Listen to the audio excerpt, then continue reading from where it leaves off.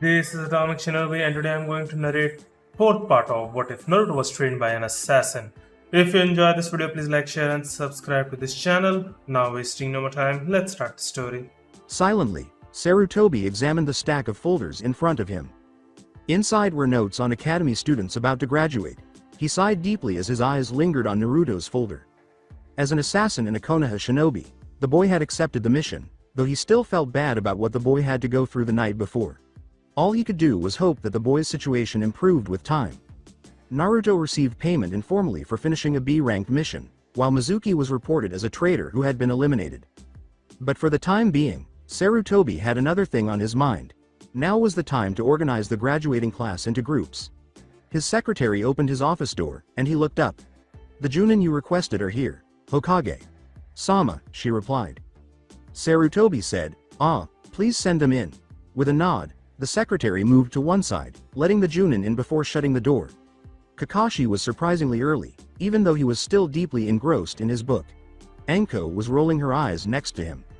She whispered, "You know, having a woman you could actually have sex with would definitely be better than just reading about it," to Kakashi, who remained engrossed in his book.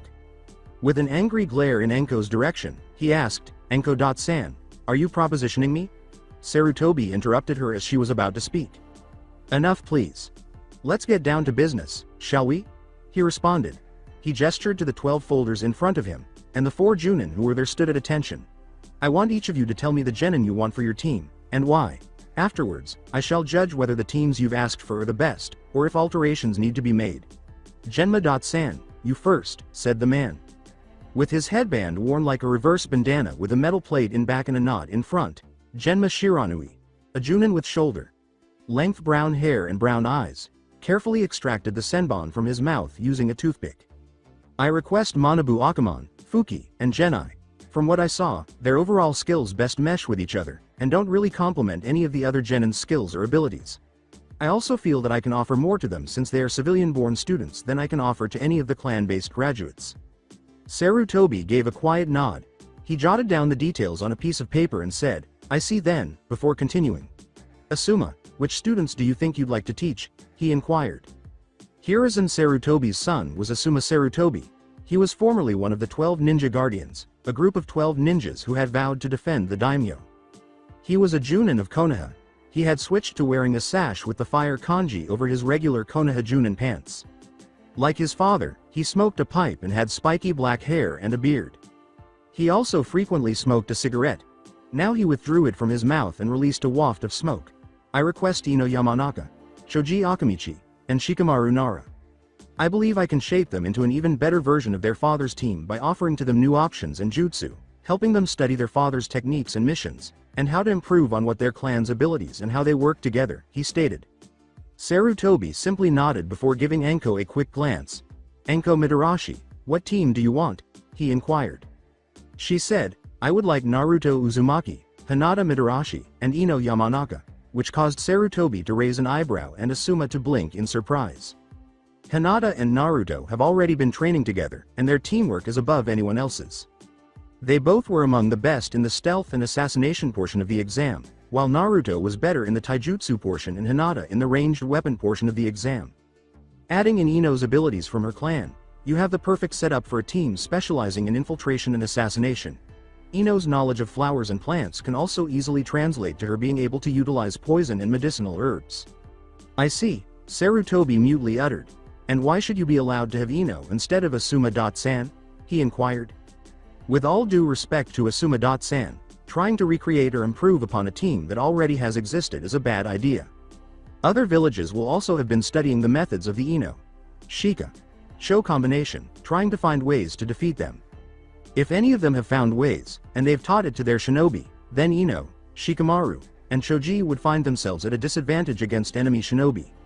Even if they learn new skills or abilities, the core of their success would be their ability to work together and use their abilities in tandem with each other. Disrupt that and the team will fall apart," she stated. 1. "You make a convincing argument, Anko-san. Asuma-san, any rebuttal?" Sarutobi inquired. Asuma simply blinked and then shook his head. He uttered, "No, Hokage." Sama, with a somewhat shook voice. He had never considered a scenario similar to what Anko had just explained. He had just assumed it would work again, since it had worked the first time. Very well then, do either of you have an alternative choice, to replace Ino Yamanaka? Sarutobi inquired. Sakura Haruno, Hokage. Sama. She's a relatively clean slate, and I can train her in any number of fields, said Anko. Shino Aburame, Hokage. Sama. His clan's abilities allow him to help disrupt and capture enemy shinobi. Those abilities will support Shikamaru and Choji's abilities, Asuma stated. Sarutobi noted, very good, and jotted down the details. And now you, Kakashi.san, uttered the words. Kakashi put down his book and looked up idly. The man made Anko cringe at the mention of the Sannin. I request Sasuke Uchiha, Sakura Haruno, and Naruto Uzumaki for my team. I believe the three of them combined will make an excellent assault team, perhaps even becoming as skilled and dangerous as the Sannin themselves one day, he said. Sasuke Uchiha, as the tests in the academy showed, has a lightning affinity like myself, so I'll be able to help him learn how to utilize lightning jutsu more effectively. I can also teach him how to be a very effective and deadly shinobi without his Sharingan, which would translate to him being deadlier with it. Sakura Haruno, as Anko.san stated, is a blank slate, and can easily fill any number of support roles with proper teaching. Her chakra control especially lends to her becoming a skilled field medic or genjutsu mistress. And Naruto Uzumaki is a chakra powerhouse. I can easily teach him any number of ninjutsu for him to simply plow through his enemies with. I also think having Naruto on the team will help inspire both Sasuke and Sakura, becoming the heart of the team, if you will. At that, Sarutobi gave a quiet nod. I see. Anko.san, do you have a rebuttal? Anko gave a quiet nod. I do, Hokage. Sama. What Kakashi.san fails to note is that Naruto's skills and mindset are not geared towards being an assault style of shinobi. He's been training for the past several years in stealth and assassination. Putting him on a team like Kakashi mentioned will force Naruto to start over from scratch, to not only learn a whole new skill set, but also a whole new mindset of fighting. This will hinder Naruto in the long run, rather than benefit him. Ah yes, because he plays in that little band you guys are in, Kakashi said in a tone that was a tad patronizing. The assassins were known to the Konoha Junin and even a few Chunin. Sarutobi had informed them about the group, not all the details, so they wouldn't be singled out by Konoha's shinobi, unless they had done something to provoke said shinobi to attack them. Naruto may be part of your assassins, but his skills and potential are wasted. You don't have what it takes to bring out his true capabilities. Anko narrowed her eyes as she met Kakashi's gaze. She softly growled, and what would you know of his potential? On his 6th birthday, I was there defending him while you were nowhere to be seen. For the past 7 years of his life, I've been there for him, teaching him, consoling him, helping to undo the damage this village has done to him. I know more about Naruto Uzumaki than you could possibly hope to know. Kakashi merely gave her a lazy stare. Last I checked, I was the one with the experience and seniority, said the man. Anko snorted, and what, that automatically makes you right? Let's not forget that you've never taught any genin students for more than a couple hours, before failing then. While I've been teaching kids for more than a few years now. Tell me, who sounds like they have better judgment? She inquired. Sarutobi yelled, enough, and the two Junin broke apart. This is an official meeting, not a schoolyard brawl. You will both refrain from insulting each other while we're working here, is that clear? The two Junin nodded silently, and he sat back in his chair, sighing. Do either of you have backup choices to replace Naruto Uzumaki on your team, should you not get him? He said quietly. Anko let out a soft sigh. Shino Aburame, Hokage. Sama. His skills lend himself towards supporting Hinata and Ino, if need be. And I think he'd work well with them both. Kakashi read his book again and remarked, Kiba Inuzuka. He's an excellent tracker, but also has the skills to fit in an assault role. Sarutobi nodded and jotted down the details. Very well then. I've heard your suggestions and arguments, but there are other things to take into account, before I make my decision. You all are dismissed. I shall inform you of my decisions Friday morning, before informing Iruka.san so he can give out the team assignments to the students. The Junin nodded hastily and departed. In silence, Sarutobi examined the teams that were asked to join, pondering his next move. For one thing, Genma had asked for genin for her team when nobody else had. However, the students that the other two desired had been requested by Asuma, Anko, and Kakashi. Additionally, their motivations for desiring them had also been valid, which left him with the challenge of determining who had the strongest case.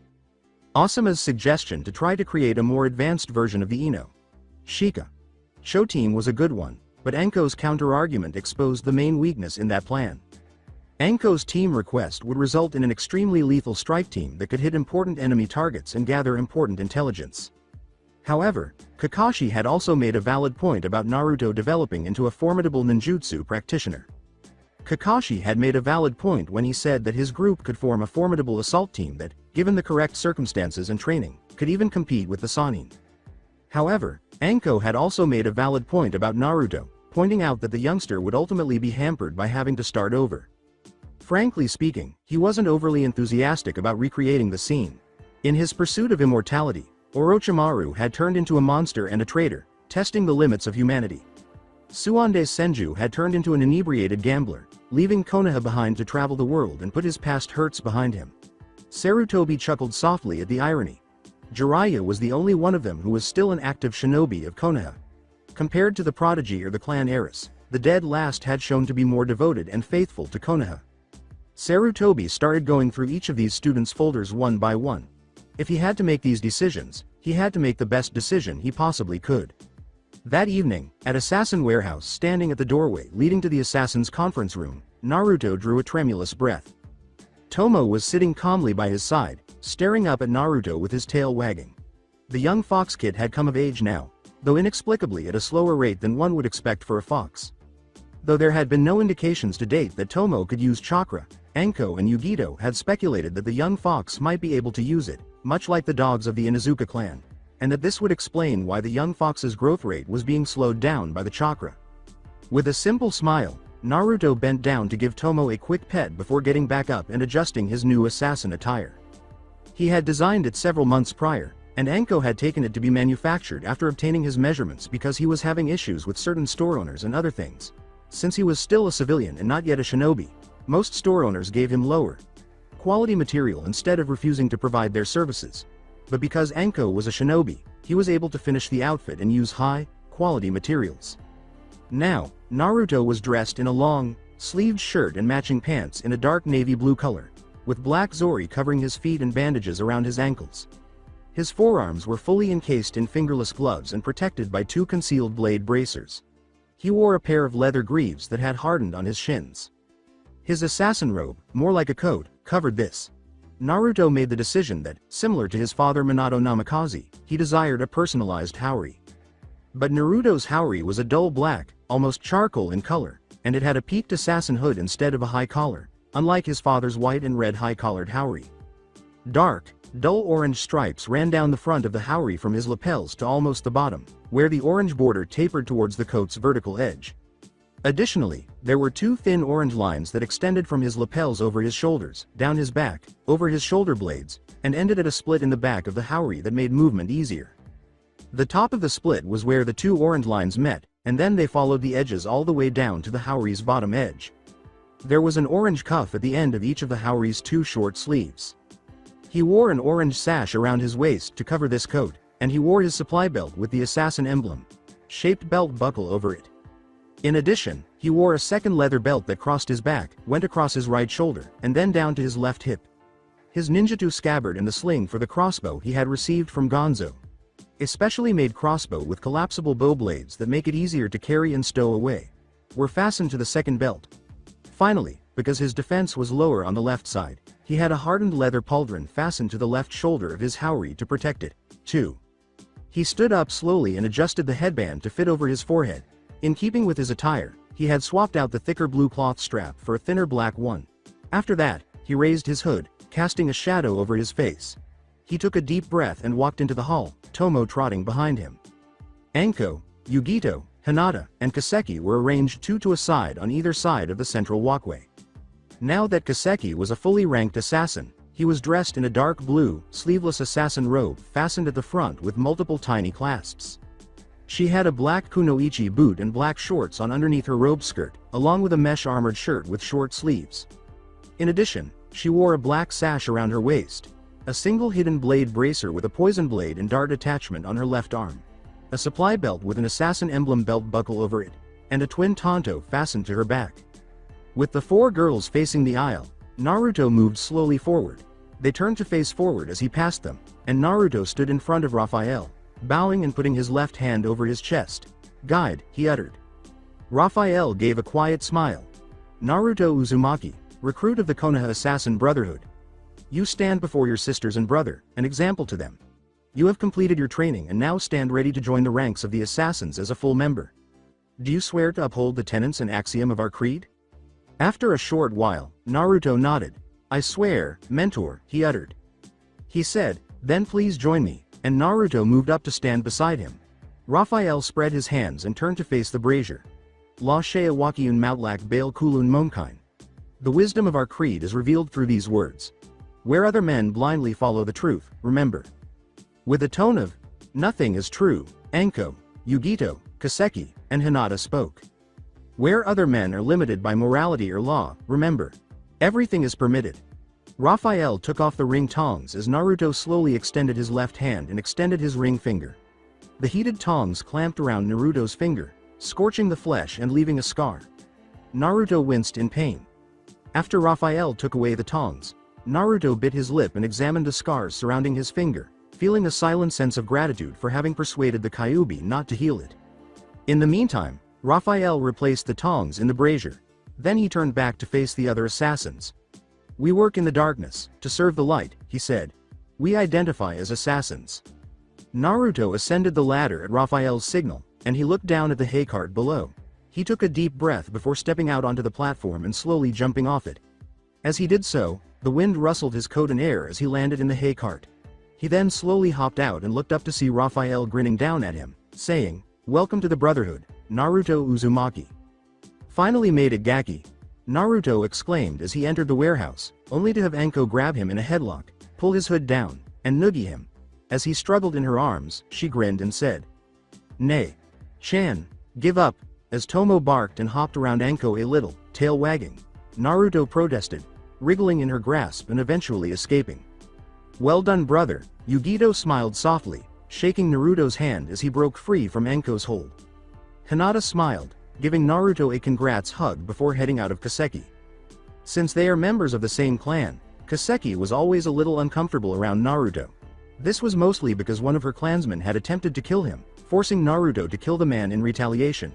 At first, it seemed as though Naruto had some sort of grudge or fear of her, as he was always a little wary around her, but over time, he seemed to have grown over it.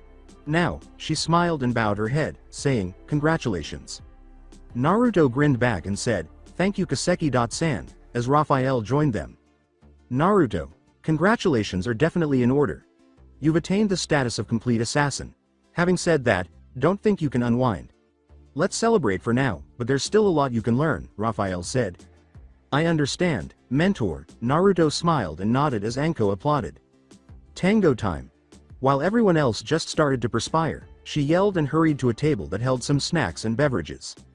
A few minutes later, when everyone was seated, Naruto smiled at Hinata and said, So, what are your predictions for your teammates? He inquired. Well, I'm not sure exactly, Hinata said. I think I could work really well with you, Shikamaru, Shoji, and maybe Ino and Shino. But skill-wise, I guess I'd go best with you, Kiba, or Shino, Hinata said, nibbling on a cinnamon roll before speaking. Hopefully, it isn't Kiba. Naruto fed Tomo a small piece of meat from his plate and said, For me, well, obviously you. 'Cause we both know how the other fights so well. The guy's a jerk. Furthermore, I could absolutely see myself collaborating with Shikamaru and Choji. These guys are really nice. Really not sure about anyone else, he remarked. Hey Anko Chan, do you know whose teams we're on? Hinata said, glancing at Anko. She inquired. Anko shook her head, looking up from her dango. Nope. She played fully stuck her tongue out at them. I know who we all requested, but Hokage. Sama will tell us Friday morning, before you all know, she said. And even if I did know, I wouldn't tell you 'cause it should be a surprise. Anko simply giggled and resumed eating her dango as the two just started to perspire once more. I will say this though. Hokage. Sama will form the teams according to what he believes will be best for the village and each other, so try not to get too upset if you end up with people you don't like, she said. She said, Hokage. Sama will have his reasons for doing what he does. So, things between you and Iruka going nicely? Anko smiled and turned back to Yugito, and the two of them nodded in understanding. She inquired. Yugito grinned broadly and said, Oh, he's incredible. He's charming, witty, and quiet yet self-assured. Together, we have so much fun, she remarked. Anko smirked mischievously and said, "Ooh, you have fun, or you have fun?" Yugito blushed profusely at the suggestion. No, we don't have that kind of fun, she uttered while furiously blushing. Hey, just teasing, Anko said, putting an arm around her shoulder, with a simple smile. I'm glad you're having a great relationship. So, how are you doing? Are you ever going to find yourself a boyfriend?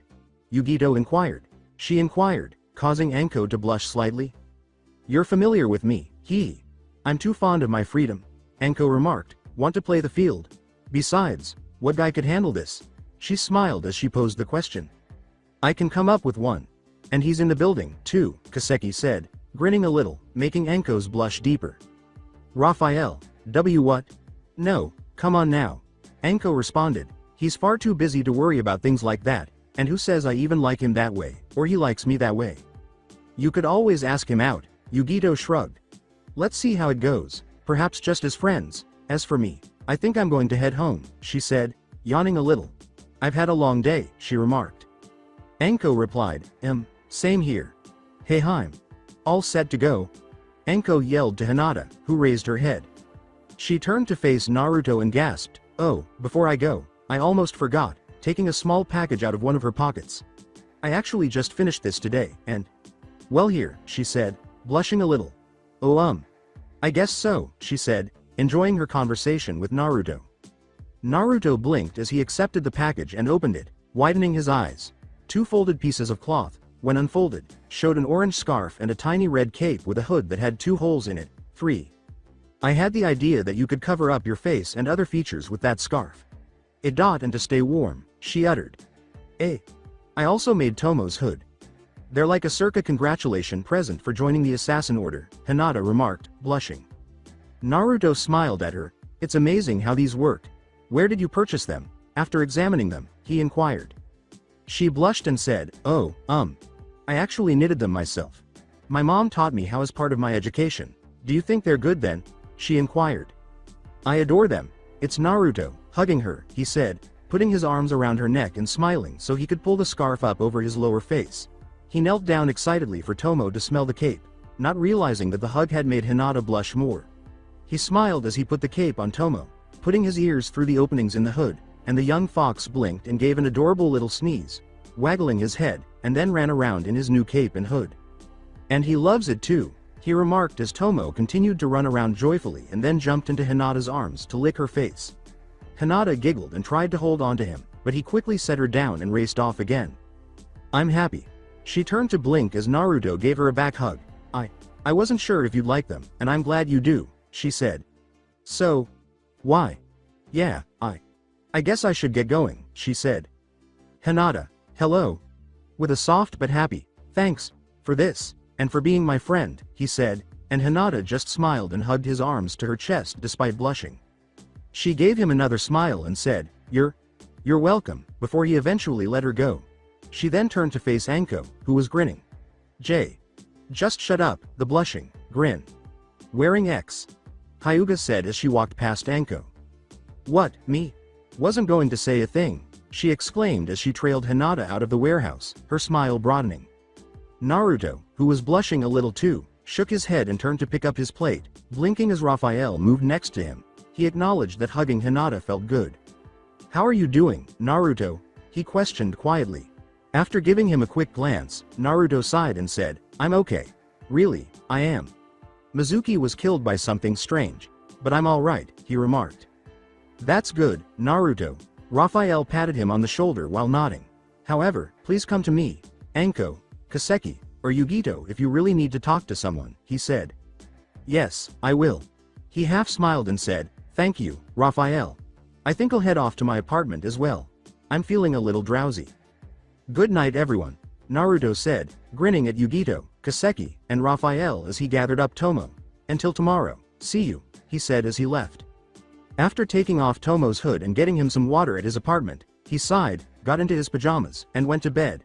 But instead of falling asleep, he closed his eyes and focused, and when he opened them again, he found himself standing in the warehouse mindscape, staring up at the Kyuubi. So you've finally graduated from your little group, the fox humped as it looked down at Naruto, shifting its paws. I suppose some form of congratulations is in order. It had been a ritual he had been doing since Yugito had started helping him deal with a Jinchuriki. He would enter his mindscape and meet with Kyubi, trying to talk to him, to try and form a friendship with him, or at least some form of partnership. Most nights, though, he would just find himself staring at Kyubi's cage for about 20 minutes, as the giant fox tended to just ignore him. "Thank you," he said, as he slowly sat down in front of the cage, far enough away that Kyubi couldn't get him. "But tonight would be different," the fox observed as he spoke. "I have to admit, your scheme to kill that traitor was very cunning. I nearly experienced a negligible degree of deference." Naruto blinked in shock at that. "Oh, I thought you'd honestly care about stuff like that," he said, posing the question. "I don't, but I do sense some respect. Seldom any." That's how the fox, who was enormous, mocked Naruto. The epitome of cunning is a fox. Ape, accept it for what it is. "Very well then," the blonde Uzumaki merely sighed as he leaned back and observed the fox. After staring at each other for a few minutes, Naruto finally said, "So, question? Is Kyubi your name, or do you have a name?" he inquired. "What do you care, ape?" the fox asked with an eyebrow raise. "Why was this brought up?" it inquired. "All right, I suppose I never asked before. It also seems impolite to be unaware. I mean, how annoying would it be to constantly be referred to by my title without anyone ever questioning if I really went by that name? Thus, let me ask," Naruto uttered. Kyubi lowered its head and snorted, saying, "Call me Kyubi, brat. That will do for the time being. You're bothering me, so go now." "All right, then, I appreciate you talking to me and your compliment earlier." Naruto stood up and took a quick look at the cage before turning back to face the warehouse. With one eye fixed on him, the fox said, "Bratty, what are you still doing here?" Naruto shook his head as it growled. The fox gave it a quick hug before closing its eyes and going to sleep, saying, "Just wondering about something. I'll need to ask Yugito Chan about that tomorrow," Naruto muttered as he opened his eyes in the real world and noticed Tomo had hopped up next to him and cuddled up close. Naruto smiled and petted the fox as he started to drift into a real sleep. Sarutobi was examining the ninja ID and nodding softly when he said, "Everything seems to be in order," tossing it back to Naruto, who took it. The following day, Naruto was sitting in the Hokage Tower registration room, smiling, finishing the process of getting his ninja ID registered. He said, "Thank you, Hokage Sama," as he put it away, but tensed when he saw the room's door slide open a crack. He took a slow look at Sarutobi, who was just nodding silently and puffing on his pipe, acting as if nothing was wrong. A small boy wearing a yellow shirt, gray shorts, a long blue scarf, and a helmet covering his spiky brown hair stood in the doorway as the door slammed open. "Today's the day I beat you, Oji.san." Before anyone could respond, the boy stumbled on his long scarf and struck his face on the ground. "It's me," the boy cried, holding a shuriken as he charged at the Hokage. Sarutobi simply sighed, pinching the bridge of his nose and shaking his head. The little boy looked up at Naruto before growling. You?" Naruto exclaimed, just as the boy dropped to his knees and rubbed the back of his head in agony. "Did you not see me coming?" he yelled. "I don't know what you're talking about, kid," Naruto said, blinking at the child. "I spent the entire time seated here. It was your own scarf that tripped you," he said. The child gave a snort. "Yes, indeed. A master ninja such as myself can never escape." With a, "Yeah, okay kid," Naruto stood up. "If that's all, Hokage Sama?" he inquired. After Sarutobi nodded, Naruto turned to go. However, as he was about to pass a shinobi dressed in the traditional Junin outfit, small round sunglasses and a headband akin to a bandana, he almost ran into the man. The man stopped upon seeing Naruto, and a glare of recognition crossed his face. Naruto's own face hardened upon seeing the glare. He knew what it was, having seen them all his life. He simply nodded curtly, "Junin.san," as he was about to go past the Junin. "Hey, hold on, I'm not going to let you just trip over me and get away with it," the small child yelled, and the Junin swiftly seized Naruto by the shoulder. "You thought it was okay to bump Hokage Sama's honorable grandson?" He looked back at the Hokage and bowed before leaving. The Junin shouted, only to be forced to let go when Naruto elbowed him in the side and quickly tripped the Junin, sending him to the floor. "Don't you think you should worry about your charge, Ebisu.san?" Sarutobi's voice interrupted the Junin as it was about to shoot up. He inquired. "Of course, Hokage Sama." The now named Junin promptly bowed to the elderly Sandame. "We have a lot to do, honorable grandson. Come on. Where is Konohamaru?" Ebisu exclaimed, only to discover that the young boy's previous spot had been empty. He bellowed anxiously. Ebisu quickly paled and hurried after them as Sarutobi sighed and puffed on his pipe. He went chasing after Naruto, he said evenly. As soon as he emerged from the Hokage's tower, Naruto grinned. Tomo, wearing a cape and hood, leapt into his arms, and Naruto grinned back, petting him and walking through the streets, unafraid of the looks he might get from onlookers because he was now a shinobi and could do no harm. However, he became a little nervous when he sensed someone following him, so he turned down an alley before whirling, with Tomo landing elegantly at his feet and growling as Naruto's hand shot up and grasped his ninjutsu, ready to use at a moment's notice. But he let go when he noticed that his supposed stalker was concealed behind a sheet that was meant to resemble the wooden fence they were passing. The lines between the boards were horizontal rather than vertical on the sheet, so he sighed and released his hold. "You're holding the sheet the wrong way," he said. "Exactly what I expected from my competitor." Dropping the sheet, the previous boy yelled, "I'm Konohamaru, the grandson of the Sandaime Hokage." Just blinking at him, Naruto said, "My name is Naruto Uzumaki. How may I assist you?" he asked in a courteous manner. Konohamaru fell to his knees in a hurry and begged, "Please, please, please, teach me, boss. So that I can become Hokage. Help me become an amazing and strong shinobi like you," I said, he said. Blinking at the young boy once more, Naruto said, "Don't you have teachers?" he inquired. Konohamaru remarked, "Yeah, but you kind of beat up my teacher. That's why I want you to teach me, since it is evident that you are stronger than he is." Konohamaru blinked in surprise as Naruto responded, "No, actually, I'm not. I'm a genin who barely got out of the academy. That guy was either a Junin or Chunin. He is obviously far stronger than I am." "Still, you caused him pain. Given his strength, how could you accomplish that?" Konohamaru inquired. "Because strength isn't everything," Naruto said, pointing to a bench nearby, telling him as they sat down that, "Even if you are the strongest person in the world, you could still lose to someone who surprises you or has something you don't have. Being strong isn't the only thing that wins. It also involves luck, skill, bravery, speed, skill, cunning, and intelligence. That seems like a lot of work, though." Additionally, Ebisu Sensei claims he can quickly strengthen me, Konohamaru remarked. "There's no quick way to be a strong kid," said Naruto, shaking his head. "It requires a great deal of perseverance and hard work. In any case, why do you want to be strong?" Konohamaru looked down and kicked his feet as he asked. "Because I want people to see me for who I am," the young boy muttered, raising an eyebrow at Naruto in response. "All they refer to me is as the honorable grandson of the Sandaime Hokage. I want to defeat him because I know that will make me look good instead of him." With a slow shake of his head and a smile, the blonde assassin said, "You want people to recognize you for yourself. You can do that without defeating your OG.san.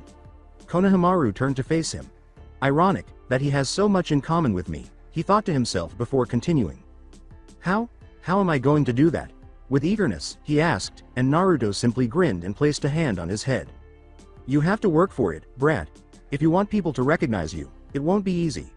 You must put in a lot of effort and never give up on your mission. Ask your OG.san what it takes to be like him if you want my advice. He'll undoubtedly offer you a ton of insightful counsel. Furthermore, you are aware that you are Konohamaru Sarutobi, the next shinobi of Konoha, even if no one else does." Before wiping his tears, Konohamaru sniffed a little and said, Thanks, boss. I'll remember what you said," he exclaimed, grinning, while Naruto merely grinned. However, the moment was spoiled when Ebisu landed and gave Naruto a glare. How did you bring tears to the eyes of the honorable grandson?" he yelled, prepared to take on Naruto in order to avenge his earlier wrongdoing and to defend Konohamaru. "Hey, give him some space." Konohamaru looked at Ebisu and frowned as he slowly stood up, and just as he was about to jump up, Naruto gently placed a hand on his shoulder. "It's okay, Konohamaru," he said, taking his hand off of Konohamaru's shoulder gradually. As he did so, he looked at Ebisu and slipped his hand into the supply pouch on the back of his belt. First of all, he's fine. Secondly, his name is Konohamaru Sarutobi, the future Hokage of Konoha. He yelled, "It's time to drop the smoke bomb," and the room filled with smoke. "Come, honorable grandson," Ebisu growled as he hurried back out of the smoke, glaring as his eyes frantically searched for any sign of the black-clad figure. Nevertheless, the smoke soon dissipated, revealing a confused but grinning Konohamaru. "Let us return to our training and put an end to bullies like that boy," he uttered. Naruto crouched and smiled as he watched them go from the roof of a nearby building. "Good luck, kid," he said, pulling up his hood and turning to leave, while Konohamaru simply smiled and followed him. In another instance, Anko sighed as she pulled up a chair outside a cafe, where Raphael was already there. "Hey, I apologize for being late. Had to submit a report about becoming a sensei of Junin," she remarked. With a smile, Raphael said, "It's all right. Are you happy about having 3 genin as senseis?" he inquired. "Definitely, especially if I get the 3 I want," she replied, and then she asked the waitress who approached them for a cup of tea and a plate of dango with sweet bean soup. "So was there something you needed to talk about?" "Oh no, I just thought it'd be nice if we got together and hung out," Raphael replied. "We've been so busy lately we haven't exactly had a time to just talk as friends." Anko blushed slightly and blinked. "Oh, so, how are things going with you?" "Well, okay then," she said. "Can't complain," Raphael shrugged. "Haven't really done anything outside of business, been pretty busy for the most part," he said. "You?" "In the same ballpark. Mostly preoccupied with preparing to become a Junin sensei, but I was also lending a hand to Kurenai with some of Yakumo's training. The Genin equivalency exam was given to people who wished to become Genin of Konoha but were too old to enter the academy. Instead, they studied and trained before taking a more intense and in-depth version of the graduation exam the academy had, to ensure said applicants were ready to be Genin. There were also Chunin and Junin versions, usually reserved for defectors or people who were seemed far too skilled to take the Genin equivalency exam. This woman believes that perhaps in a year, Yakumo will be ready to take the Genin equivalency course over at the academy, she said. "That's excellent. I'm happy you persuaded Kurenai-san to continue teaching her," Raphael remarked as their food and drinks were brought. As they ate, the two conversed about a variety of topics until Anko eventually said, "So, Raphael, I know this isn't my place, but would it be okay if I asked you about your early years?" "You mean you know mine?" she inquired. "Orphan, apprentice of Orochimaru, etc." Raphael simply blinked in shock. "I suppose that doesn't really hurt anything." Anko, who had been taking a sip of her tea, snorted into it as he grinned and said, "Well, to start off, I'm a bastard." Pardon me?" While trying to wipe her face, she asked, and Raphael just laughed. He started, "Sorry, couldn't help it," and went on, "My mother worked as a maid for a noble who later had an affair with her. She was ejected as soon as she revealed she was pregnant with me and was made to live with my grandparents, uncle and aunt. The 4 of us led happy lives. My uncle was a blacksmith by trade, and he was teaching me. Then, a few months after my 8th birthday, my granduncle's shop was broken into by a group of thugs searching for cash and weapons. My mother advised me to flee, so I escaped while everyone else was killed."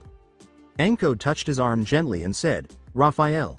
I'm so sorry," with a sympathetic expression on her face. At this point, his eyes had started to water a little. Raphael simply nodded to her and smiled a little, saying, "Thank you." Regardless, I found myself wandering the streets of the adjacent city after that. For the next 4, almost 5 years, I picked pockets and survived off of scraps. Up until I met Ezio Auditore, my mentor. Strangely enough, I fell flat on my back while attempting to pick his pocket. However, he felt sorry for me and enlisted me in the assassins. And that was pretty much my childhood, he said. After that, I spent most of my time training. Anko smiled and nodded. "Well, thank you for sharing," she said. Raphael smiled and motioned for the check to be paid for, "And thank you for listening," he said, turning to leave. "So, why haven't I noticed you with a female?" Anko remarked. "Handsome guy like you should be attracting all kinds of women," to which Raphael smiled despite blushing. "Thank you, but I have been quite busy. So regretfully, I haven't had time to go on dates," he remarked, to which Anko arched an eyebrow. "Judicial proceedings? Terribly formal, are you not?" did she ask. Raphael rubbed the back of his head and gave a slightly awkward smile. "Yes, that stems from the way people spoke to me back then," he replied, "but I haven't had the opportunity to do so. In addition, I have very specific tastes," he remarked. That made Anko smile. "Particular tastes, huh? Tell me, and perhaps I can locate the girl for you," she remarked, nudging him in the side. All Raphael did was rub his side and smile. My trade secrets," he joked, "I'll take them to my grave," while Anko continued to sulk. She whimpered, "Teal mmmee," but Raphael shook his head, grinning, and ran off, chasing after her. "I will get your secrets," she yelled. As she pursued him, Raphael merely laughed, relishing this brief moment of silliness amidst their hectic lives. This Friday, the academy, So, today's the day, Naruto said to his friends, we're getting our teams and sensei today. Hinata and Naruto smiled at Shikamaru, Choji, and Shino as they sat down next to them. Choji blinked and stopped eating his chips, saying, "Hey Naruto, why are you wearing a different outfit?" Given that Naruto was still sporting his assassin Haori with the hood down, he questioned. "Like it?" Naruto simply smiled. "My mentor gave it to me as a gift after I graduated from the academy. Aside from the scarf, that is." He remarked, "That was a gift from Hinata," to which Hinata blushed but grinned. And you're very welcome, Naruto-kun, she replied. "Ah, isn't that sweet?" Ino sighed, grinning a little, a few seats down. Sakura grinned as well, and she said, "Hinata got Naruto a scarf." The Pinkette commented, "That is really sweet. Oh, do you think they might be a couple?" "I don't believe so." Observing them, Ino remarked, "I think they're just really good friends.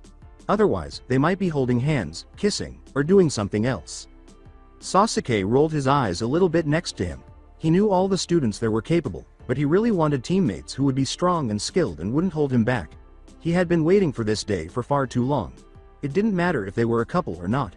What mattered was who he was going to be placed on a team with. Since his brother's murder of their father and other clan members, Sasuke had been pushing himself to be the best. Though the new rules of the academy made it impossible for him to graduate early as a sign of his strength, he settled for studying everything and applying himself with fervor and dedication. And in his opinion, it had paid off, as Sasuke was the best in weaponry, ninjutsu, and taijutsu, with only Hinata and Naruto surpassing him in stealth and assassination. Although it irritated him a little, he wasn't too concerned about that because he cared more about strength sufficient to defend his clan, raise it to new heights, and one day face his brother and hold him accountable for what he had done. Because of this, he needed to know who his sensei would be and who his teammates would be in order to assess how much he could learn from them and how much they might unintentionally help him achieve his objectives. He pretended not to be excited when the door opened and Iruka came in, but he was perplexed when Mizuki didn't follow. This was a perplexity that was shared by most of the class, but not by Naruto or Hinata. "Where is Mizuki?" "Sensei." "Iruka." "Sensei." Iruka looked down with a slight grimace and asked, "Ino?" He said, "Unfortunately, Mizuki was recently discovered to be a traitor, to the surprise of the class. He was planning to steal an important artifact to deliver to those enemies, and he was feeding information to an enemy of Konoha. He was apprehended and put to death." He stopped the class from bursting into animated gossip by saying, "I know this is big news, but we need to move on to more important matters. Your team assignments will be given to each of you today. The names of your teammates and Junin Sensei are here." The three genin nodded to one another and exchanged a quick glance before Iruka held up a list on a clipboard and said, "Team 5 will consist of Manabu Akamon, Fuki, and Genai, under the command of Junin Genma Shiranui. Kiba Inuzuka, Sakura Haruno, and Sasuke Uchiha will make up Team 7, led by Junin Kakashi Hitaki," Iruka announced. Kiba gave Sasuke a slight scowl, not wanting to be on the same team as one of the two people he perceived as competitors for his alpha status. Sakura, on the other hand, blushed slightly as she cast a sidelong glance at Sasuke, wondering if she could learn more about him and see if he was, as Ino believed, or if he perhaps had a more tender side. While Sakura was a member of no clan and lacked any distinguishable skills other than intelligence, Sasuke merely huffed a little. He knew that Kakashi Hitaki was one of the most respected Junin in Konoha and was rumored to have learned over 1,000 ninjutsu. However, Sasuke knew that one of their members had gifted Kakashi with one of his Sharingan eyes as he lay dying, which is how the Junin learned his jutsu with ease. Team 8 will consist of Naruto Uzumaki, Hinata Midarashi, and Ino Yamanaka, under the command of Junin Enko Midarashi. Naruto and Hinata grinned, happy that Enko was their Junin. They knew she wouldn't be able to play favorites, but they also knew they still had a lot they could learn from her, both as shinobi and as assassins. Ino, on the other hand, seemed a little taken aback, as she had assumed she would be on the same team as Shikamaru and Choji, just like their fathers had. And lastly, Team 10 will be composed of Shikamaru Nara, Choji Akamichi, and Shino Aburame, led by Junin Asuma Sarutobi, Iruka concluded, causing the three boys who were still present to exchange glances. Shino simply nodded to both Shikamaru and Choji, who waved apprehensively at him, while Shikamaru continued to stare at the ceiling. "I'd like to say a few words before I dismiss you all for lunch," Iruka said, grinning at them all and setting down the clipboard. "Throughout our time together at the academy, it has been an honor for me to instruct and mentor each of you. I must admit that you all give me hope for the future because you are our village's future. You all have a tough road ahead of you, but if you possess the same skill and tenacity that I witnessed here at the academy, you'll succeed. Simply have faith in one another and in oneself. Finally, congratulations to each and every one of you, he uttered. Before Ino said, we couldn't have done it without you, sensei, the students all smiled. I'm grateful. She uttered those words, and as others followed suit, clapping and expressing gratitude, Iruka just gave an awkward smile and laughed. Okay, calm down now. Your sensei is going to be here shortly, so take a seat and get to know your teammates until then. Once more, I wish you all the best of luck, he remarked before leaving the room. Turning to face Hinata, Naruto smiled and said, we're on the same team. Plus, Anko. Sensei. This is so awesome, he exclaimed, and Sakura and Ino followed suit as Hinata nodded contentedly. Ino slowly stood up and joined them. Do both of you know our sensei? The two turned to face her as she asked. You're correct. He said. Hinata grimaced, and Ino and Sakura's eyes widened. Anko. Sensei was teaching me when I wasn't in the academy, and she took custody of Hinata after her asshole clan banished her. Don't talk like that, Ino said, stuttering from unfamiliar coarse language. Hinata gave Naruto a sheepish smile and gave him a light headshake. I apologize, but we are aware of our sensei, he said. Indeed, I wouldn't be shocked if she showed up at this exact moment, he remarked. The students yelled in shock and retreated from the front of the room, with the exception of Naruto and Hinata, who rolled their eyes because they had anticipated the smoke bomb that went off right as he was finishing his speech. The smoke suddenly cleared, revealing Anko standing in front of the class wearing her assassin outfit, hood down, a dango skewer clenched in her teeth, a smile on her face as she surveyed the students, and a banner behind her that said, the epically awesome Anko Midarashi has arrived. Alright Gakis. As she removed the skewer from her teeth and tossed it into the ceiling, Anko smiled. I am Team 8's sensei, Anko Midarashi. My cute little genin is missing. As Hinata and Naruto stood up, they sighed and grinned softly, while Ino just stared. This was their sensei? As she examined her, she wasn't sure what to think of her. Afterward, she stood up and grinned at Sakura. See you later, Sakura, she said. Enjoy yourself with your team. Alright, my adorable little genin, Ino said as she joined Hinata and Naruto in front of Anko, who simply smiled at them. Sakura nodded. It's time for us to learn more about one another. But first, let's locate a more cozy location. Adhere to me.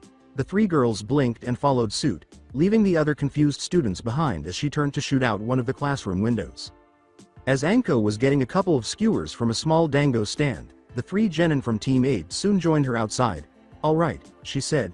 Now that I'm comfortable, we can begin, she said, sitting down on a nearby bench, while the three genin made faces. As this lady a Junin in real life? None of them had noticed her move as Anko stood casually behind her, holding one of her curved short blades in one hand while she ate one of her dango skewers in the other. Ino asked, only to yelp as a curved blade was at her throat. You don't think highly of me? Anko said, studying her other stick of dango. When Ino shook her head, she grinned. Good, back to business now. To help us get to know one another better as teammates, I would like for us to introduce ourselves to one another. I'll get started, so take my lead. I'm Konoha's Junin, Anko Midarashi. Along with my friends Kurenai, Raphael, Yugito, Naruto, and my little Imoudo Hinata, I enjoy dancing the dango. My dislikes include my deceitful former sensei and jerks who judge and persecute people without cause. My interests lie in researching poisons and other topics I'm not comfortable discussing just yet, she said, blushing slightly. Anyway, my mission is to turn you three into fierce shinobi. Anko pointed to Ino and said, why don't you go blondie? Ino blanched at Anko's swearing, while Naruto and Hinata just nodded. My name is Ino Yamanaka, not blondie, Ino shot back, giving her a slight scowl. My likes are flowers, cherry tomatoes, pudding, shopping, and my friend Sakura. Anko simply grinned. My hobbies are shopping, gossiping, and flower arrangement, she stated, glancing at Anko. I detest sashimi, that jerk Sasuke, and people who swear. My objective is to become a skilled shinobi, just like my father and mother did. That caused Anko to raise an eyebrow. You enjoy shopping and gossiping, huh? You may need to reduce both, though. Your turn, Heim, Anko said to Hinata, making her pout, before Ino could respond. Though the gossiping might help in what we'll be doing, she said. The name Hinata Midarashi is mine.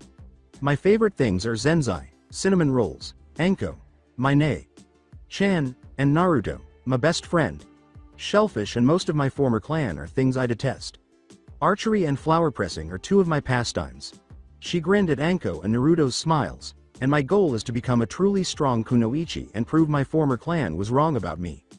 Alright, then, Naruto just smiled as she said, last we got you whiskers. Sensei, you got it. My name is Naruto Uzumaki. I enjoy eating ramen, hanging out with my friends Raphael, Yugito, and Tomo, and spending time with my sensei Anko. I detest people who base their decisions on bias and hearsay rather than solid evidence, and I detest how long it takes to heat up water for ramen. I don't like that jerk Kiba either. Ramen consumption and training are two of my pastimes. In order to honor my parents and defend my dear ones, I want to become a great shinobi, he declared. At that, Ino blinked and cocked her head. Your parents? Who did they represent? She inquired. Naruto calmed down a little and sighed softly. They were two strong shinobi.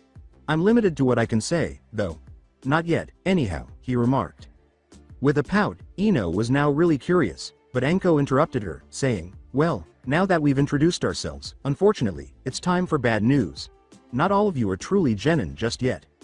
How are you referring to Anko? Sensei, Hinata questioned startledly. Well, the academy graduation exam is really just there to see if you all have what it takes to ascend to the rank of genin, Anko said with a simple smile. However, there's an additional test you need to pass in order to become genin. One was given by their Junin sensei to each team. You will really be a Konoha genin if you pass that. Ah crap, murmured Naruto in a low voice. What kind of test are you giving us? Then, Anko merely gave them a sly smile while Ino asked rather impatiently. You'll learn the truth tomorrow morning. Come meet me at precisely 8 o'clock outside the academy. Then I'll tell you everything. Enjoy yourselves for the moment. Dismissed, Team 8, crying out, she let go of another smoke bomb and vanished before the smoke cleared. With his arms crossed, Naruto merely moaned softly, that just figures. When we believe everything is about to get better, they put yet another roadblock in our way. Well, there's nothing we can do about it right now, Hinata remarked, adding that it might be a good idea to start coming up with some ideas for what she might be planning for tomorrow. Ino.san, do you have the time? As Ino nodded, she questioned. Yes, but first I'd like to see how my friend Sakura is doing. I don't think she'll have a lot of fun because she's stuck with that Bakakiba and that jerk, she said. Ino, of course. We'll accompany you. Naruto grinned, I'm sure she could use some real company. Their future awaited, and they would meet at head on as the three of them made their way back to the academy to meet with Sakura and get ready for tomorrow. With a smile on her face, Anko took the last of her gear and fastened her supply pouches to her waist. Sheathing her twin curved blades, she put them into their respective scabbards that were fastened to her belt on either side.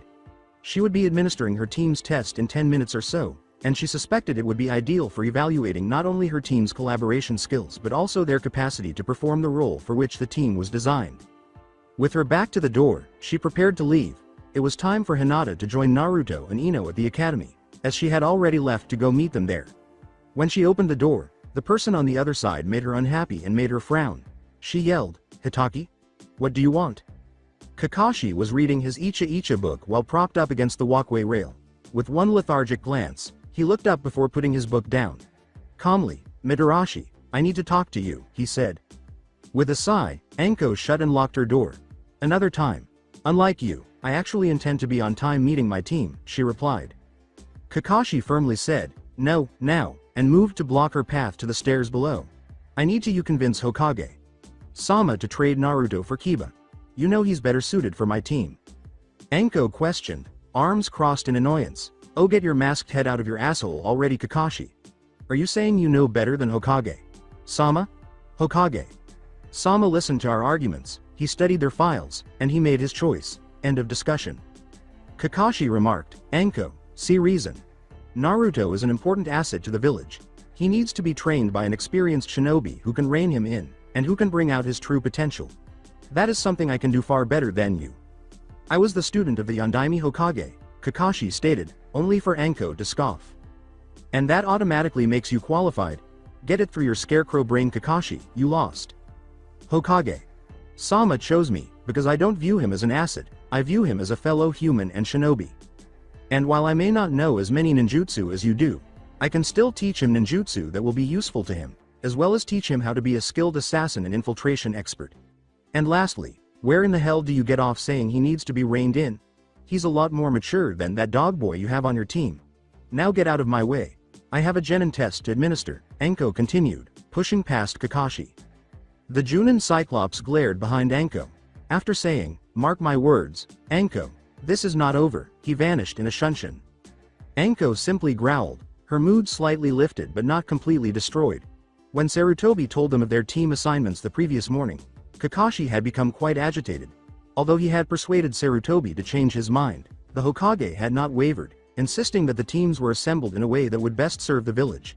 It seems that Kakashi thought that was insufficient. She dismissed the conceited shinobi from her mind with a shake of her head. She was eager to test the genin she possessed. Naruto sighed softly as he leaned against the wooden wall enclosing the academy's front courtyard. He enjoyed wearing his cape and hood and grinned at Tomo, who was sitting next to him, sniffing the air and waving his tail. Anko had hinted that they might be able to train Tomo to assist them in tracking down adversaries and possibly sneak into secured areas to steal items. She had therefore requested that Naruto begin taking him along to training sessions and other events. He looked up and noticed Hinata coming from one side and Ino from the other. "Hey teammates," he waved to them and grinned. Hinata grinned and said, "Morning, Naruto-kun," observing Naruto with the scarf around his neck and Tomo donning the cape. "Good morning," Ino greeted them as she arrived. Her thoughts drifted back to yesterday as she was doing it. Sakura was still at the academy with Kiba and Sasuke, the last two surviving students. It seemed that every other Junin had already acquired their genin. Kiba, who was incredibly bored, began making fun of Naruto right away, claiming that he was so weak that Kunoichi had to put him on a team so that true shinobi could receive proper training from knowledgeable Junin. While Hinata, Ino, and even Sakura glared at Kiba for his sexist remark, Naruto had chosen to ignore him. Sasuke, on the other hand, had ignored them and had just stared out the window. Sakura had been speaking with them in private, and Ino had given her some advice. She should probably anticipate that from her sensei as well, since they had mentioned that Anko had given them a test. They had then departed to start preparing for their own exam. The three of them waited silently for their sensei now. With a sigh, Ino cast a worried glance toward Training Ground 3. After meeting with Kakashi the previous evening, Sakura had paid her a visit and reported that her sensei had seemed so uninterested in them all, along with his advice to skip breakfast. Ino had advised her to just give the test her all and to eat something in any case. Worried about her best friend, she bit her lip now. "I hope Sakura will be okay. I asked my dad about Kakashi Hitaki, and he said the man has failed 5 genin team assigned to him," she stated. Petting Tomo, Naruto murmured softly, "I'm sure she'll do fine, provided Sasuke and Kiba don't screw things up for her. It's better for you all to focus on your exams," a happy voice behind them said. Anko was squatting on the top of the fence, smiling at them, and they all yelled and spun around. "So, are my adorable Gaki genin ready for their test?" Naruto asked. "Geez sensei, wanna give us a heart attack?" As Tomo began to yell and bark at her, Anko simply grinned and jumped down. "Maybe, maybe not. Maybe you all should have been paying more attention to your surroundings," she concluded. "But anyways, on to the test. Here's how it will work. I'm going to hide myself somewhere in this village. And since you all are supposed to be an information gathering and assassination team, it'll be your job to find me and assassinate me," she stated, air quoting herself with her fingers. "I've drafted a few people to help out with this test by giving them information, and it'll be your job to get that information, whether it's from eavesdropping, pickpocketing, or in Ino's case, infiltrating their mind. When you've discovered where I am, you'll have to track me down, and successfully kill me to pass. You've got until 4 in the afternoon to complete the test." "Sensei, will we have any information to start, or do we need to start from scratch?" Hinata replied. Anko gave a nod of approval. "Good question. Normally you'll start off with some information to go on, but to really test your abilities, you'll have to find a place to start off on your own. Besides, 2 of you know me, so that gives you an edge," she continued. After saying, "I'm going to go hide now. You all begin in 10 minutes. And start," she vanished and covered her escape with a smoke bomb. With a sigh, Naruto waved the smoke away. He remarked, "Well, this should be interesting," as Tomo sneezed from nose tickling from smoke. Ino questioned, "So what do we do now? I've got no idea where to look." "I think I know where to go," Hinata remarked, scoffing at Ino's assertion. Anko. "Sensei is obsessed with dango. So we should search around any place that sells dango first. Or we could stop at our apartment first, there might be a clue there, she stated. Quietly, Naruto nodded. That seems like a plan, Ino? He inquired. The blonde girl from Yamanaka also gave a nod. You guys know her best. So let's get going, she replied. Where to? This way. Hinata turned and walked away. Together with Ino, Tomo leapt into Naruto's arms and followed Hinata. Sakura, meanwhile, was studying a genjutsu scroll in silence at Training Ground 3, since it would probably be her best weapon in battle. While they waited for their sensei, Sasuke was practicing throwing his weapons at a tree nearby, grunting softly. Kiba was watching Akamaru chase after a butterfly while he snarled in frustration. Sakura looked around them, but saw nothing. She sighed and looked back down at her scroll. Their sensei had instructed them to come here at 5 in the morning. He still hadn't shown up 3 hours after that. Yesterday had been the same. Approximately 2 hours after the other 3 teams were picked up, their sensei had finally arrived. When he had asked them to meet him on the roof, he had come across as almost uninterested. He asked them all to introduce themselves and elicited information about their goals, interests, and dislikes while withholding his own information. Additionally, he had left them after instructing them to report to the training ground at 5 and not to eat breakfast. Since their sensei didn't seem to be all that interested in them, Sakura was concerned. What if he was not interested in them as a team? What if he let them down? She wished quietly that Ino had been there to encourage her. Since she had protected her from some bullies when they were younger, Ino had been her best friend for many years. Sakura put a lot of effort into trying to be the best version of herself at the academy because she didn't feel very confident in her appearance or abilities. But she had always felt more self-assured around Ino. Sakura was relieved that Ino no longer had feelings for Sasuke since she was worried that would have strained their friendship. First of all, when Kiba finally let out an angry growl, Sakura was startled out of her reverie. He yelled, "Where in the hell is he? He's over 3 hours late now." Akamaru halted and bellowed in response to his partner's outburst. A serene voice spoke from the tree that Sasuke was practicing on. Now, genin shouldn't use language like that, it said. With a start, all 3 genin looked up to see Kakashi hunched over on a branch, engrossed in his book. He lifted a hand and waved it calmly. Yo, he continued to read.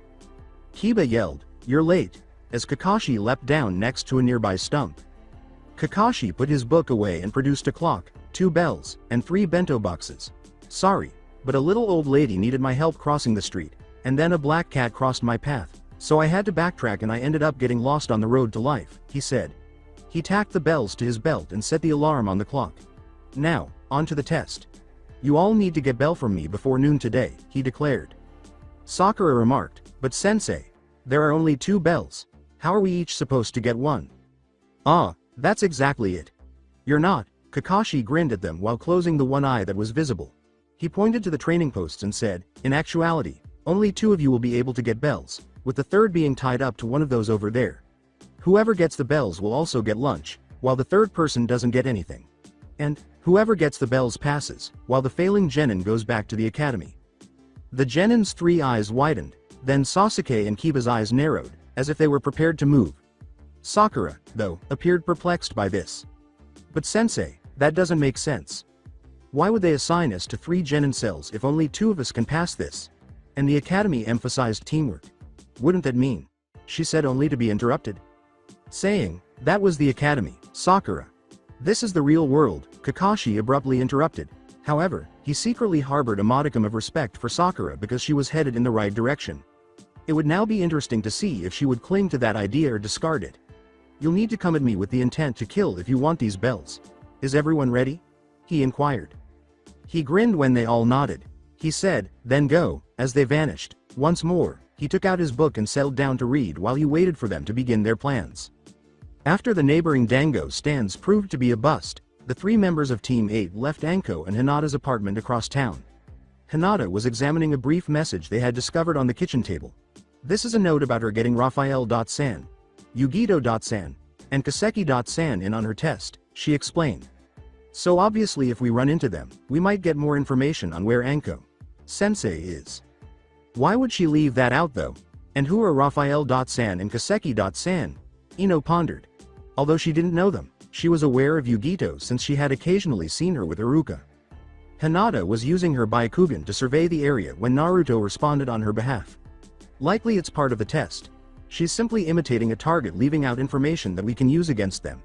In this case, a list of associates which we can use to gather information concerning her whereabouts.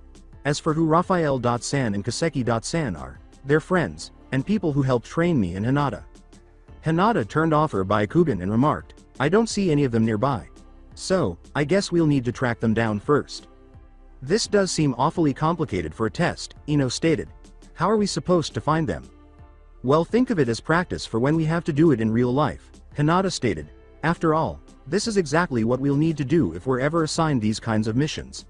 The difference will be that we won't know the people or the location as well as we do here. That just caused Ino to blink.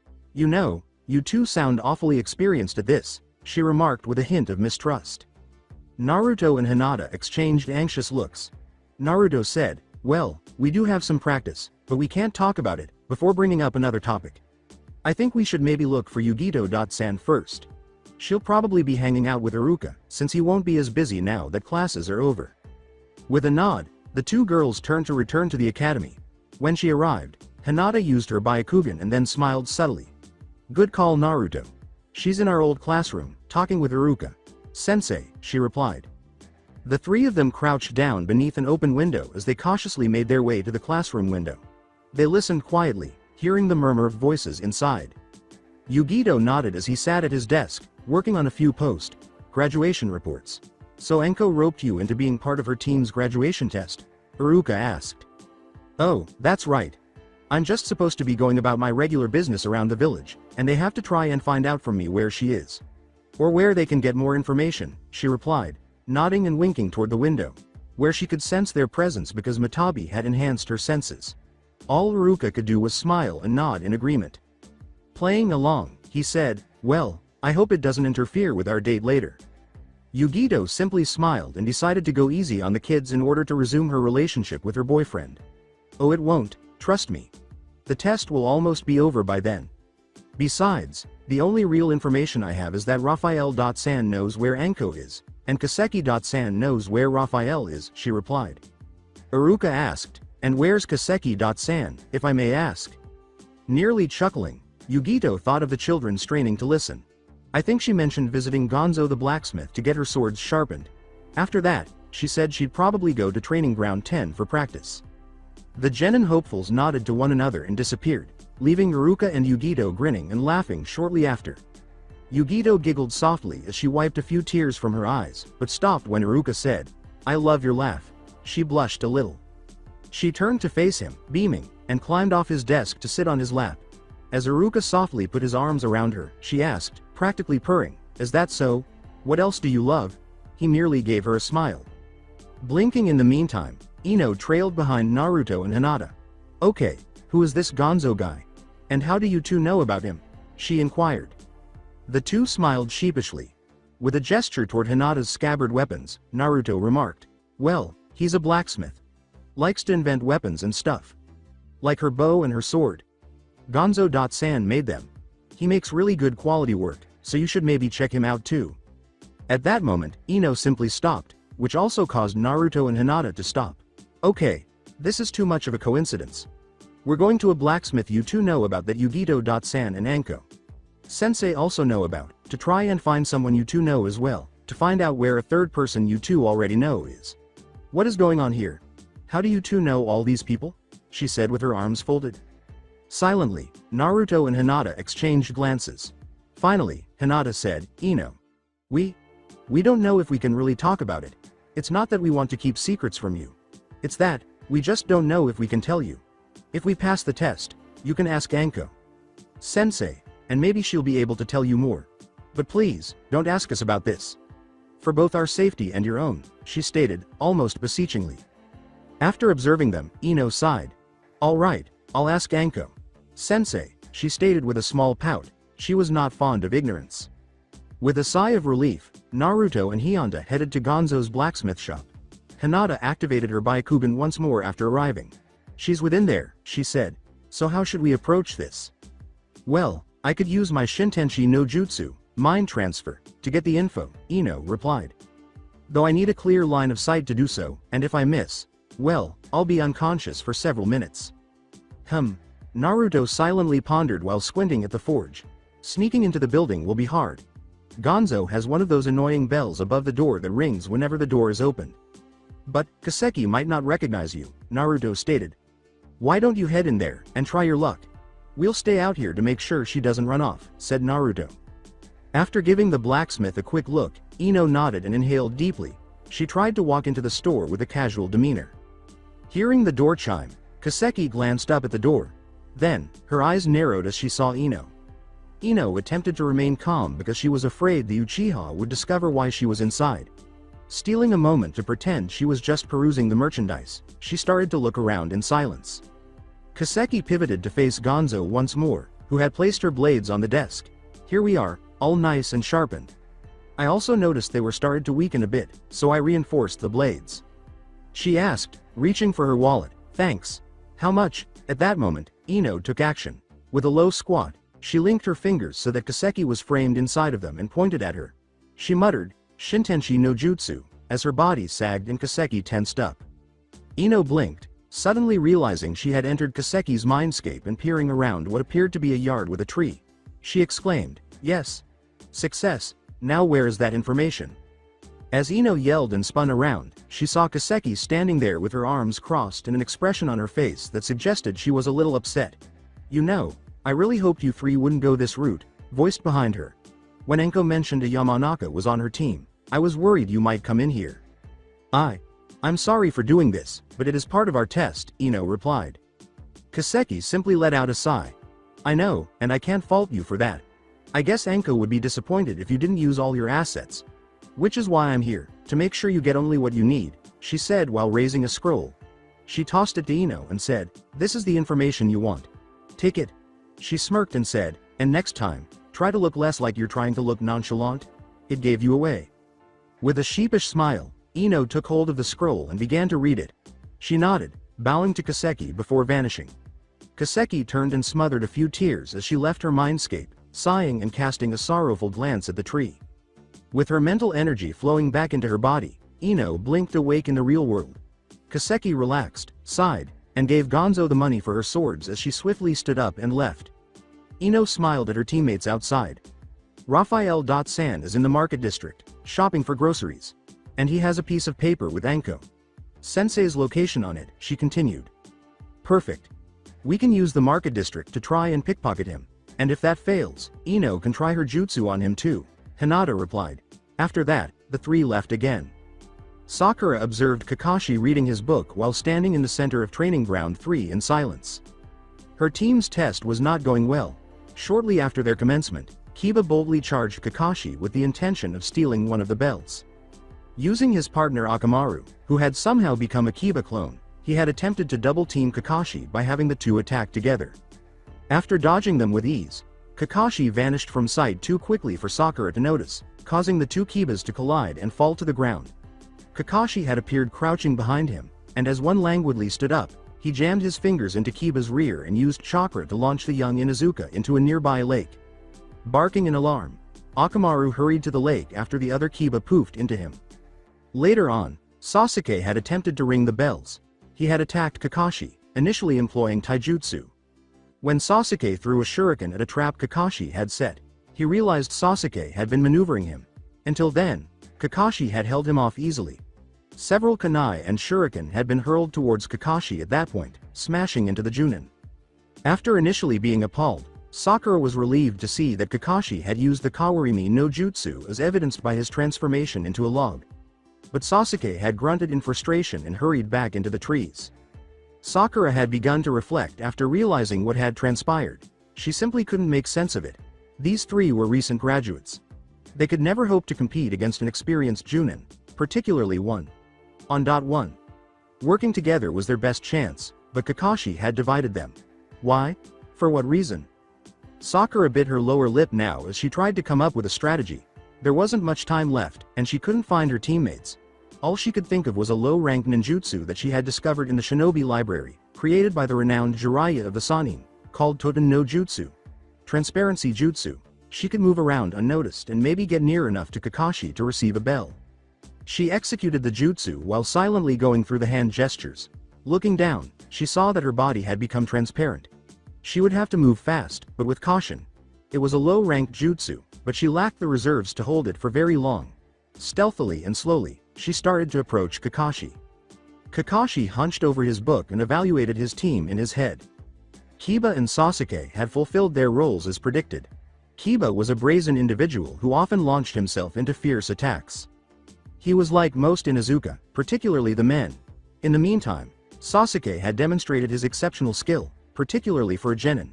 However, he had also shown disdain for his teammates, showing a greater interest in going it alone and developing stronger for an objective that Kakashi was still unsure of. Sakura was the only person he had not yet thoroughly evaluated because she had not yet launched an attack on him. His thoughts were on the kunoichi with the pink hair. It was she who had initially expressed doubts about the test. Maybe she was still attempting to make sense of things. Perhaps she was trying to find her teammates so she could get them to cooperate with her?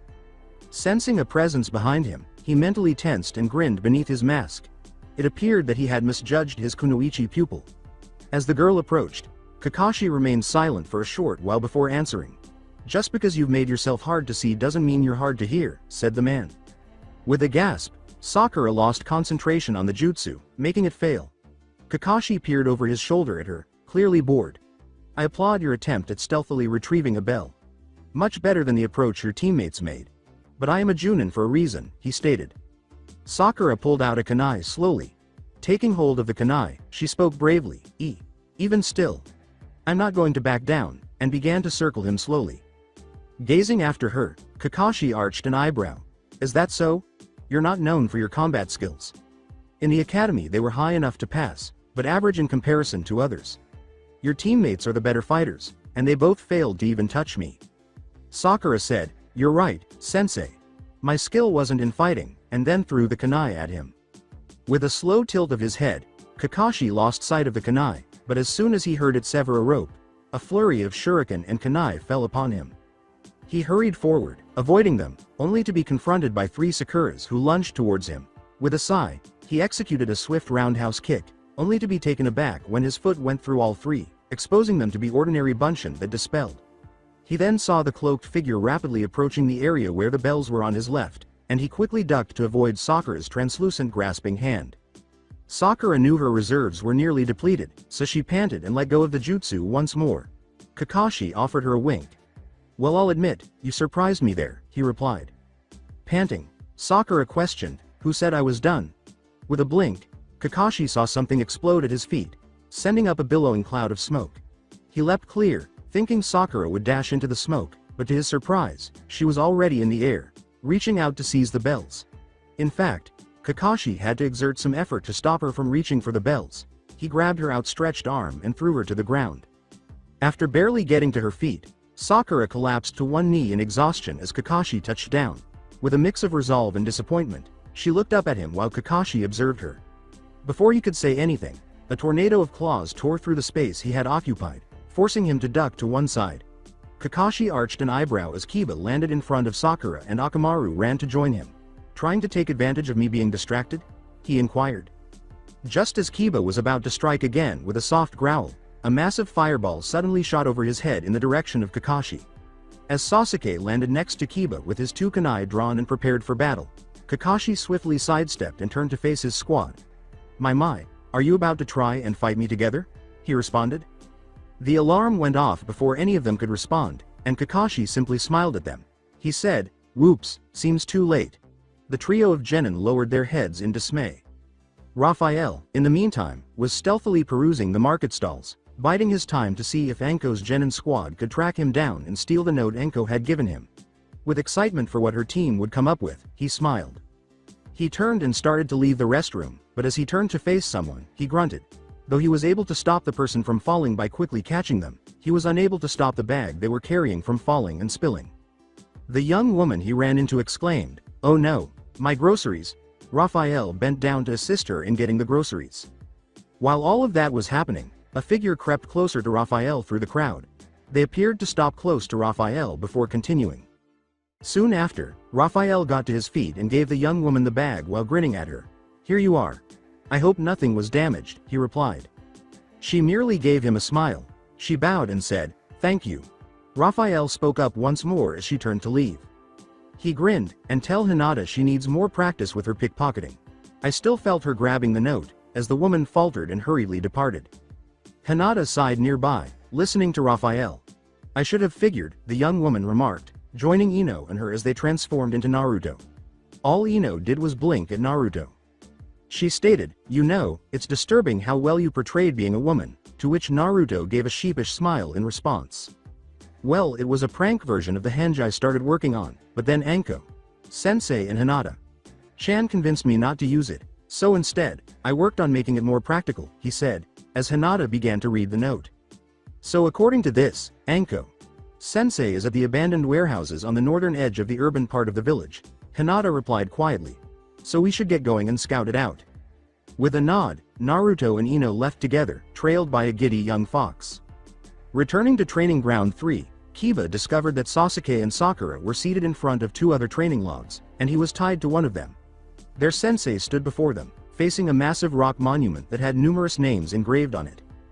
Before saying anything at all, Kakashi was observing everyone. So here we are. It looks like you all failed my test. I suppose you know what this means, correct?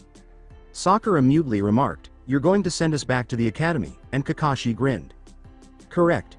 While this is so far the best team I've tested so far, you still fell woefully short of passing my test, he replied. However, since you have impressed me, I'm willing to give you another shot, he replied. Sasuke, Sakura. You two will eat your lunches. I'll be back in a half hour, at which point we will resume the test. However, you are not to feed Kiba at all while I'm gone. If you do, you all fail. Is that understood? He inquired. The two genin gave a nod, and Kakashi gave them a smile. Later, he exclaimed before vanishing.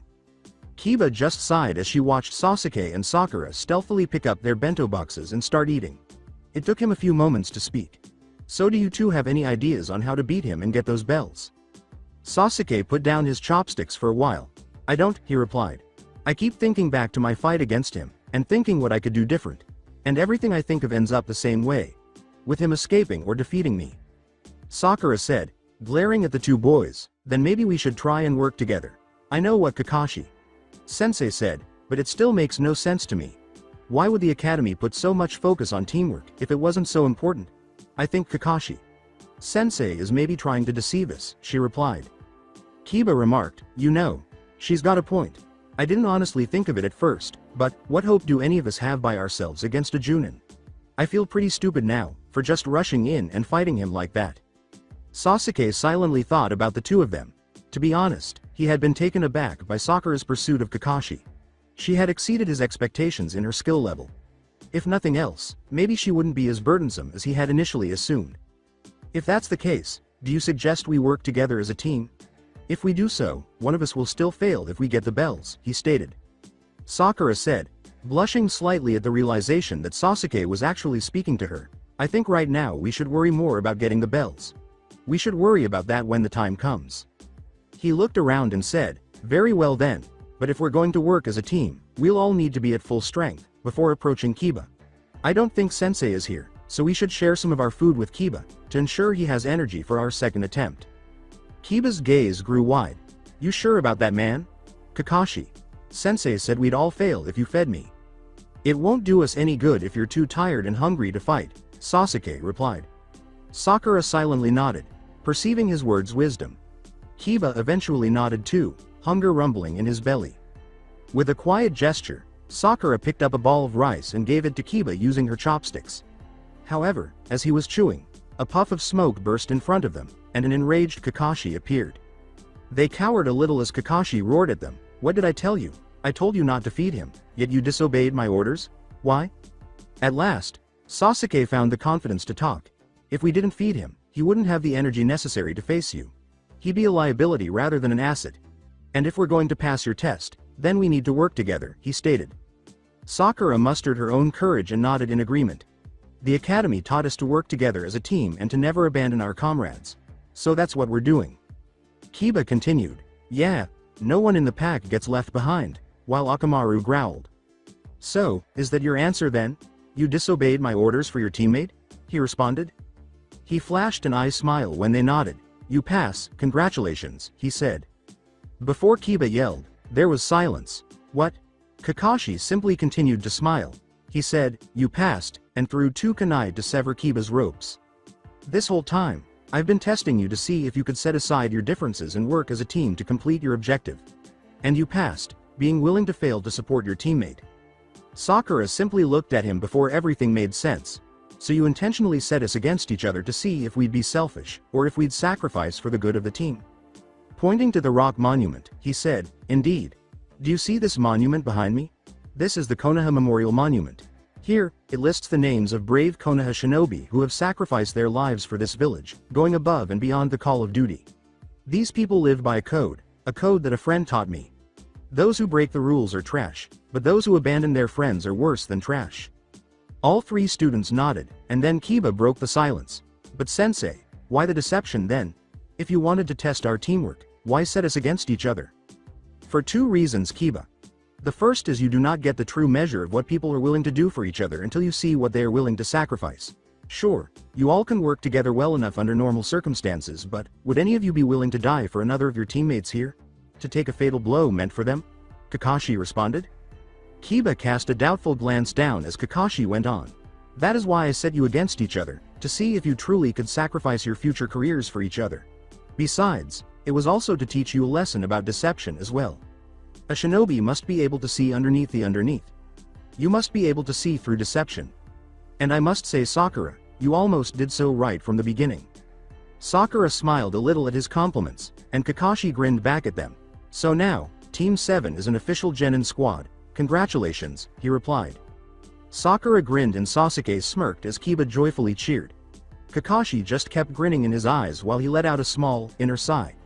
To try to persuade the Hokage to rearrange the teams and give him another chance to recruit Naruto to his team, he had been hoping the team would fail. However, they had moved on. He would accept this for the time being, but if things went as he had hoped, he would have another chance to recruit Naruto into his team when the Chunin exams approached. Team 8 halted on the roof of a building close to the abandoned warehouses, near the northern border of the village's urban area, while Hinata used her Byakugan to survey the surroundings. She pointed to the middle warehouse and said, "There, that's where she is. She's on the ground floor."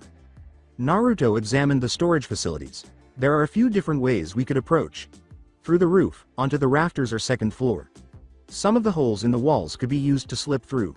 And of course, there's always the frontal approach. Then perhaps we ought to approach from different points?" Ino hesitantly asks, while Hinata and Naruto smile. "Very good concept," Naruto remarked. "Hinata, you're quieter and your bow gives you range. Head up to the roof and try to get a position in the rafters. Ino, hide near the front door. I'll head up to the second floor. When the time is right, Hinata will attack first, followed by me. And when she's distracted, you land the final blow. Got it?" he asked both girls. After giving each other a nod, the three left to go to their respective locations. With time, weather, and neglect having ripped the doors from their hinges, Ino found it easy to approach the warehouse's main entrance, which was lying open. Not even daring to peek around the corner, she knelt down quietly. She planned to wait for any indication of her teammates' attacks before taking action.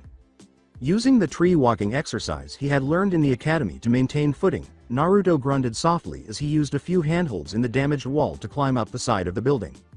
By using his hands and footholds to support his body weight instead of just his feet, this technique lowered the amount of chakra required.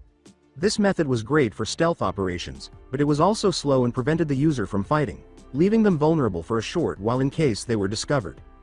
Naruto cautiously approached a substantial opening in the wall and cautiously entered, muttering a small curse as he tripped over the opening's edge and knocked a piece of debris loose. But its sound was muffled when it landed on some discarded cloth. Silently, Naruto braced himself on the second story and stepped forward to peer through a gap in the floor. He saw Anko there, reading a scroll while leaning against a pillar. He knelt down silently and waited for the signal. After scaling the other side of the warehouse, Hinata found herself on the roof, carefully and silently navigating the wooden surface while attempting to avoid any dangerous or rickety areas.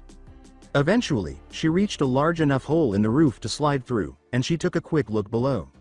She carefully slipped through the opening, landing on the rafters below without realizing Anko was there.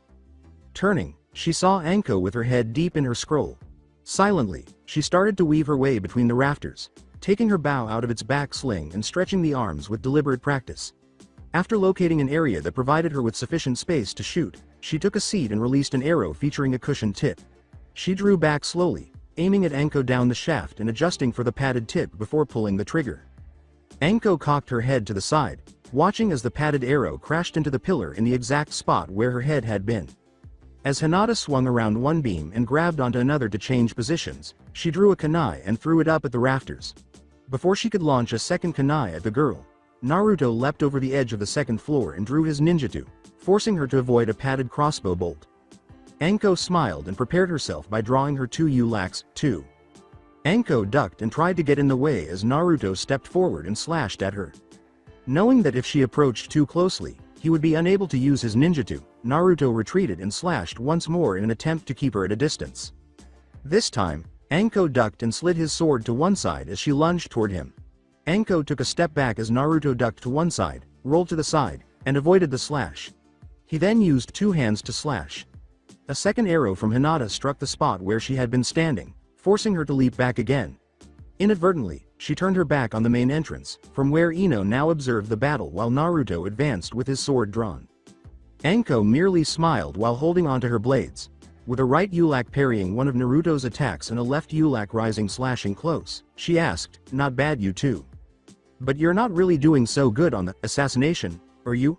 She was forced to duck as Naruto leaned back and swung his sword around his head, slashing at her on the left side. As she turned to face him once more, Hinata suddenly fell to the ground, her short sword extending into its naginata form, and her bow sheathed back onto her back.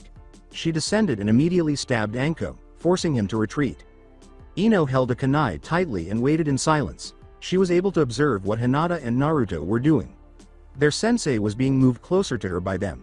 She thus bided her time, waiting for the ideal opportunity to act. Anko slashed at Naruto, but Naruto dodged the blow and rolled past her.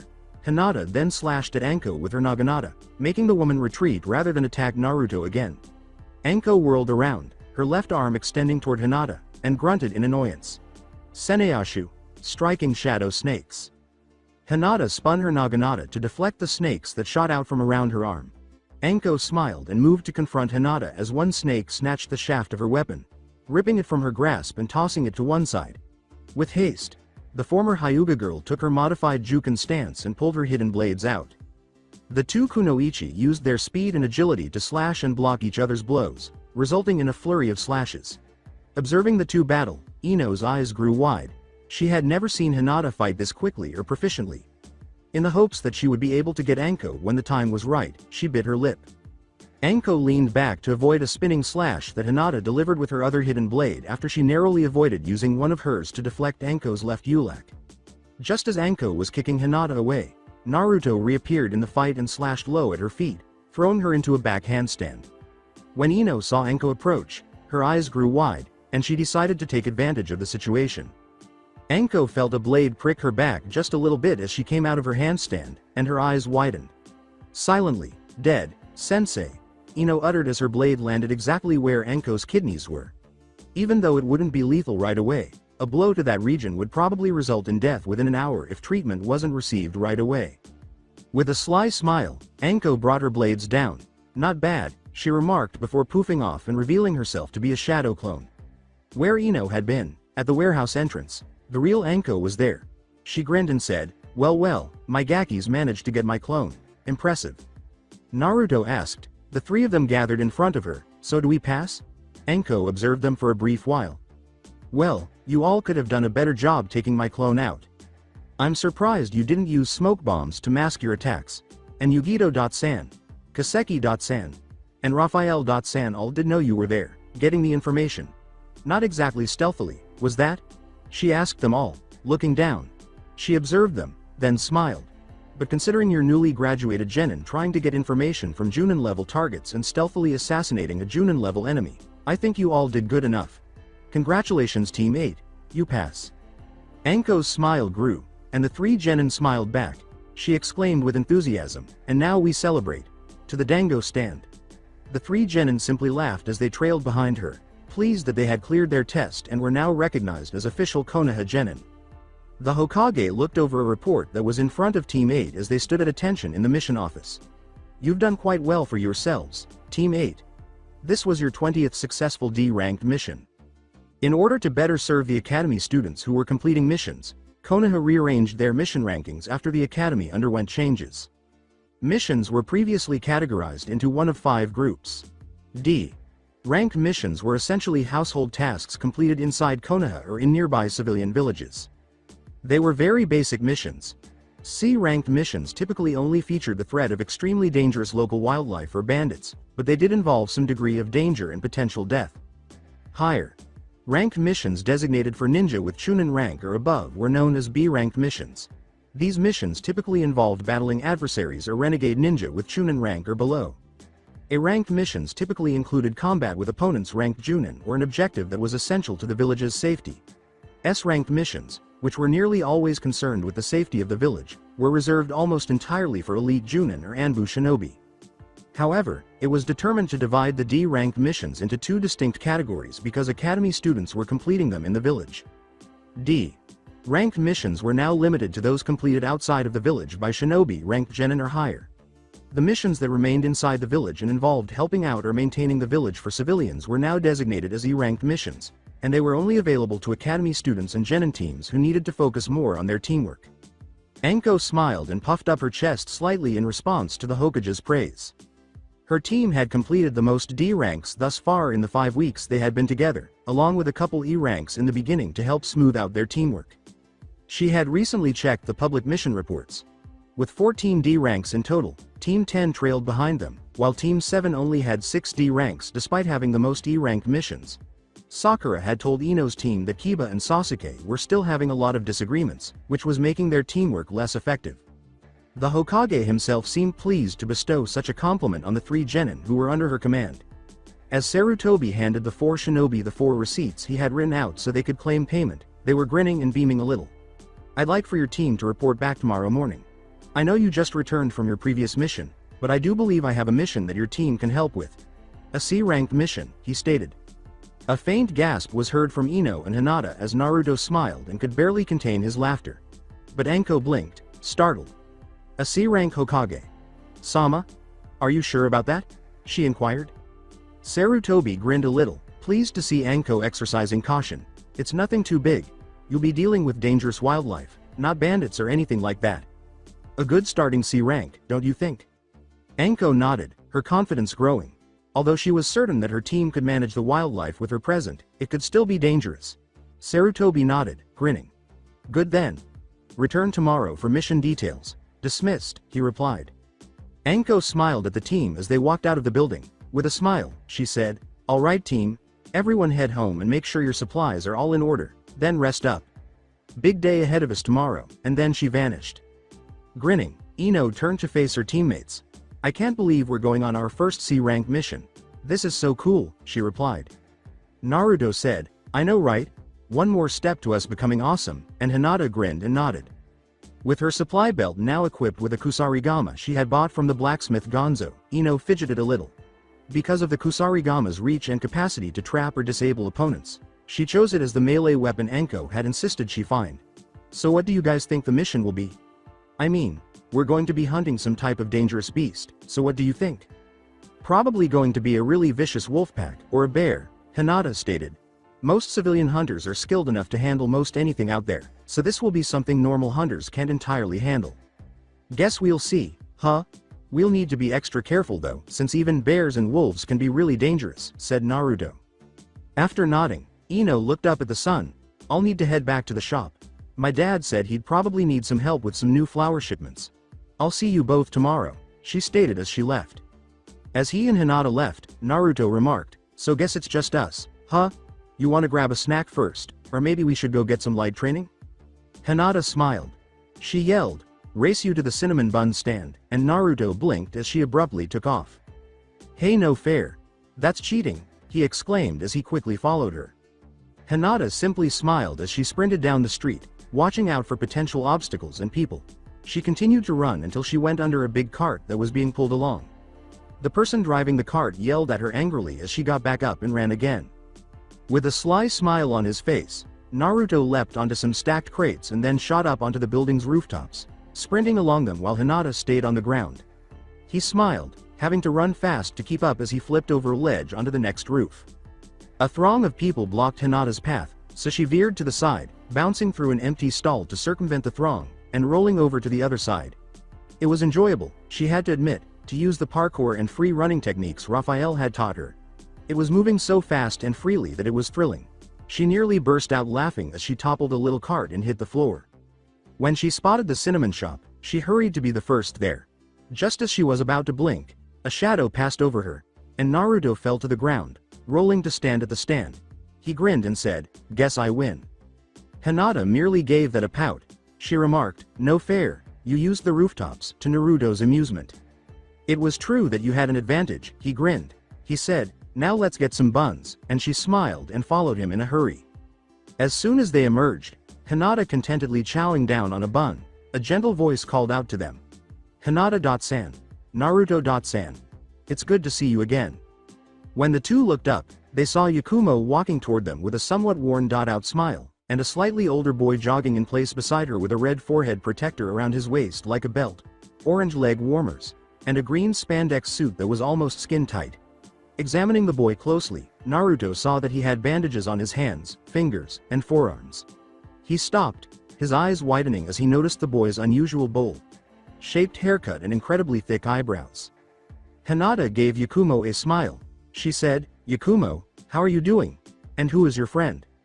"This is me, Rock Lee-san," she grinned. "Kurenai.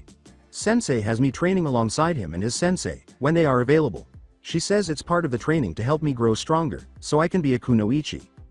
With a loud and enthusiastic voice, the now named Lee startled Naruto and Hinata by exclaiming, "Yosh! Yakumo! San's spirit of youth burns brightly, and it is my honor to help her achieve her dream of one day being a strong and proud kunoichi."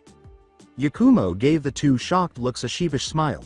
Lee is a bit energetic, as is his sensei, but they're among the greatest taijutsu users in the village. "Well, it's a pleasure to meet you, Rock Lee," Naruto said, receiving a nod from Hinata in response.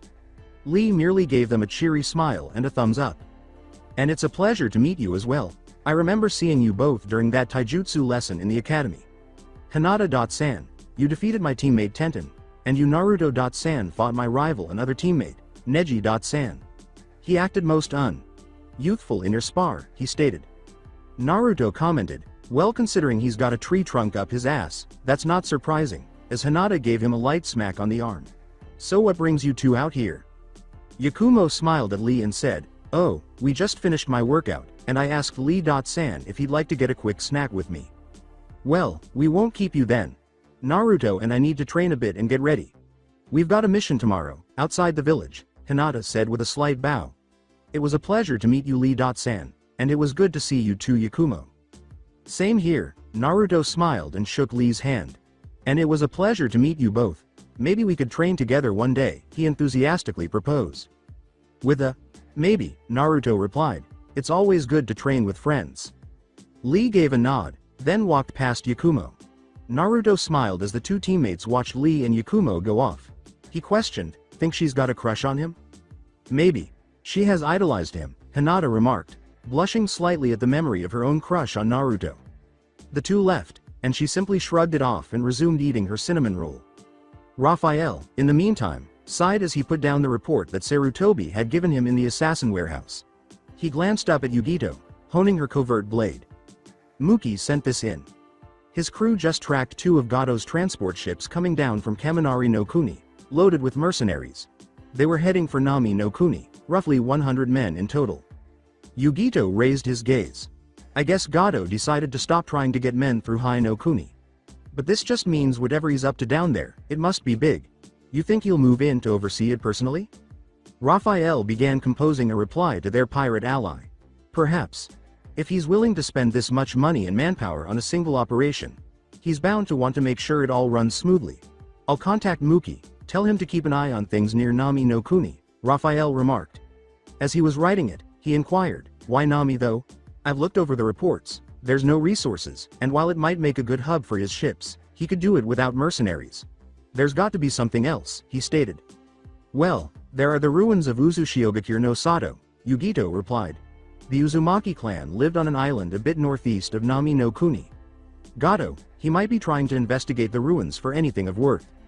Raphael asked, "Would there be anything of worth to him?" To which Yugito laughed quietly.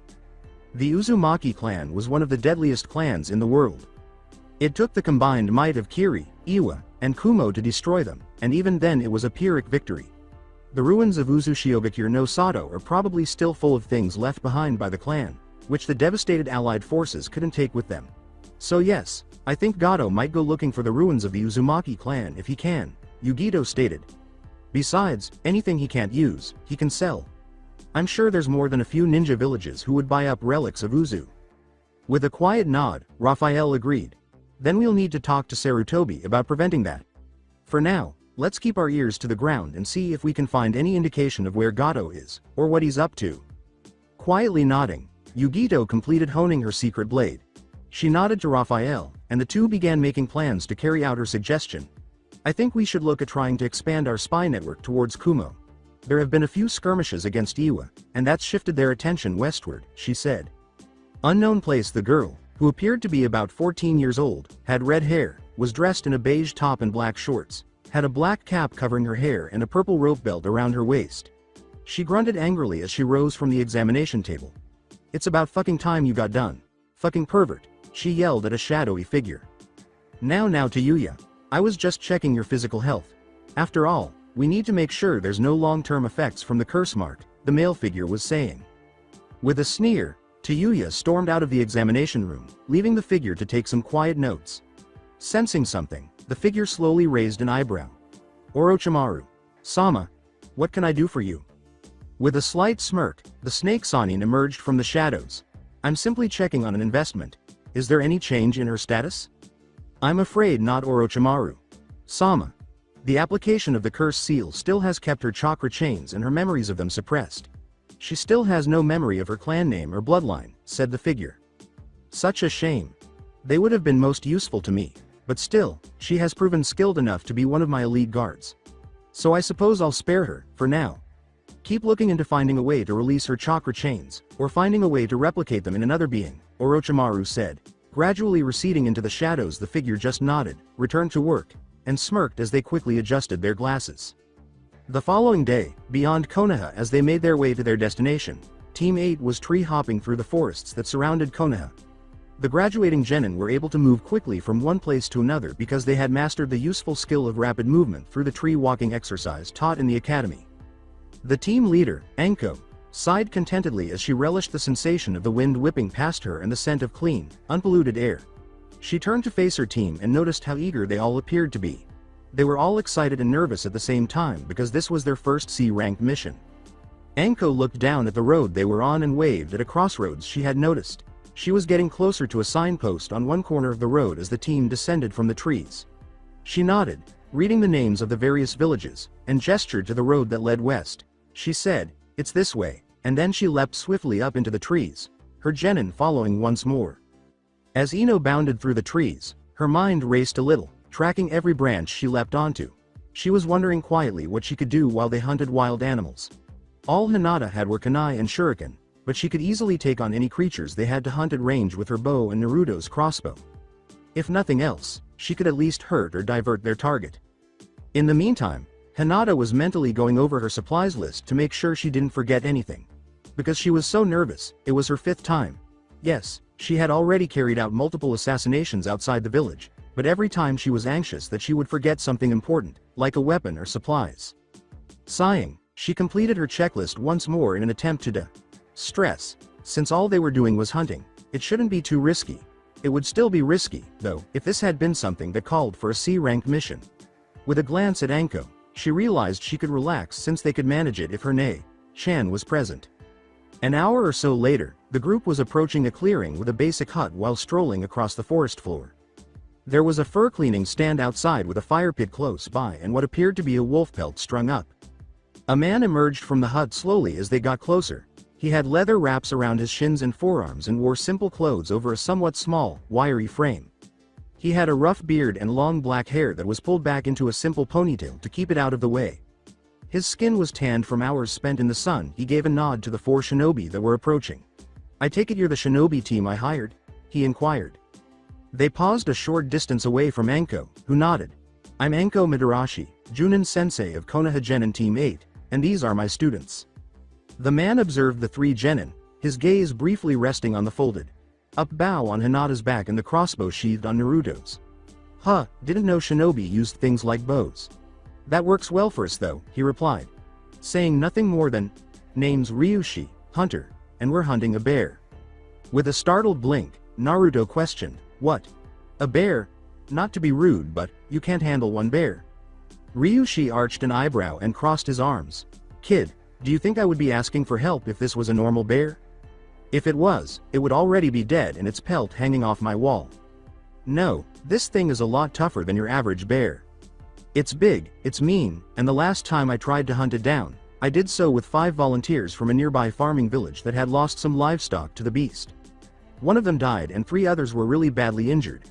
I got this from him," he said, indicating a scar that had largely healed across the bridge of his left eye. "Whatever this bear is, it isn't something normal people like us can handle. And it's getting bolder. It attacked a farmer's hut not 1 week ago. I'm surprised you didn't tell Daimyo Sama. It seems like they like hunting wild animals," Ino remarked, only to have Ryushi laugh at her. He said, "Maybe the previous daimyo, but our current leader would find such practices uncouth and beneath him," and he belted the quiver around his waist and slid the bow over his shoulders. He then grabbed a nearby bow. "Besides, there's a lot more profit in it for us if we handle it ourselves. Are you all ready?" Anko gave a nod, and her genin pulled out their weapons. "All right. Any tips for bringing this thing down?" Ryushi replied, "Yeah. Stay as far away from it as you can, before grabbing a pack and taking off." Behind him came the 4 shinobi in quick succession. For more than 30 minutes, Ryushi guided them through the forest, pausing sporadically to examine the ground or a fallen tree trunk. Then he would continue, leading the 4 Konoha shinobi in his wake. With some trepidation, Ino looked around and then at Ryushi. He turned and gave her a fierce look when she said, "So, you been a hunter long?" He said in a harsh whisper, "Do not talk unless you absolutely have to. The last thing we want is to draw attention to ourselves. Keep quiet," and Ino instantly backed up, staring down. Ryushi pivoted and proceeded to guide them towards their destination. Finally, Ryushi lifted a hand, and they all came to a halt.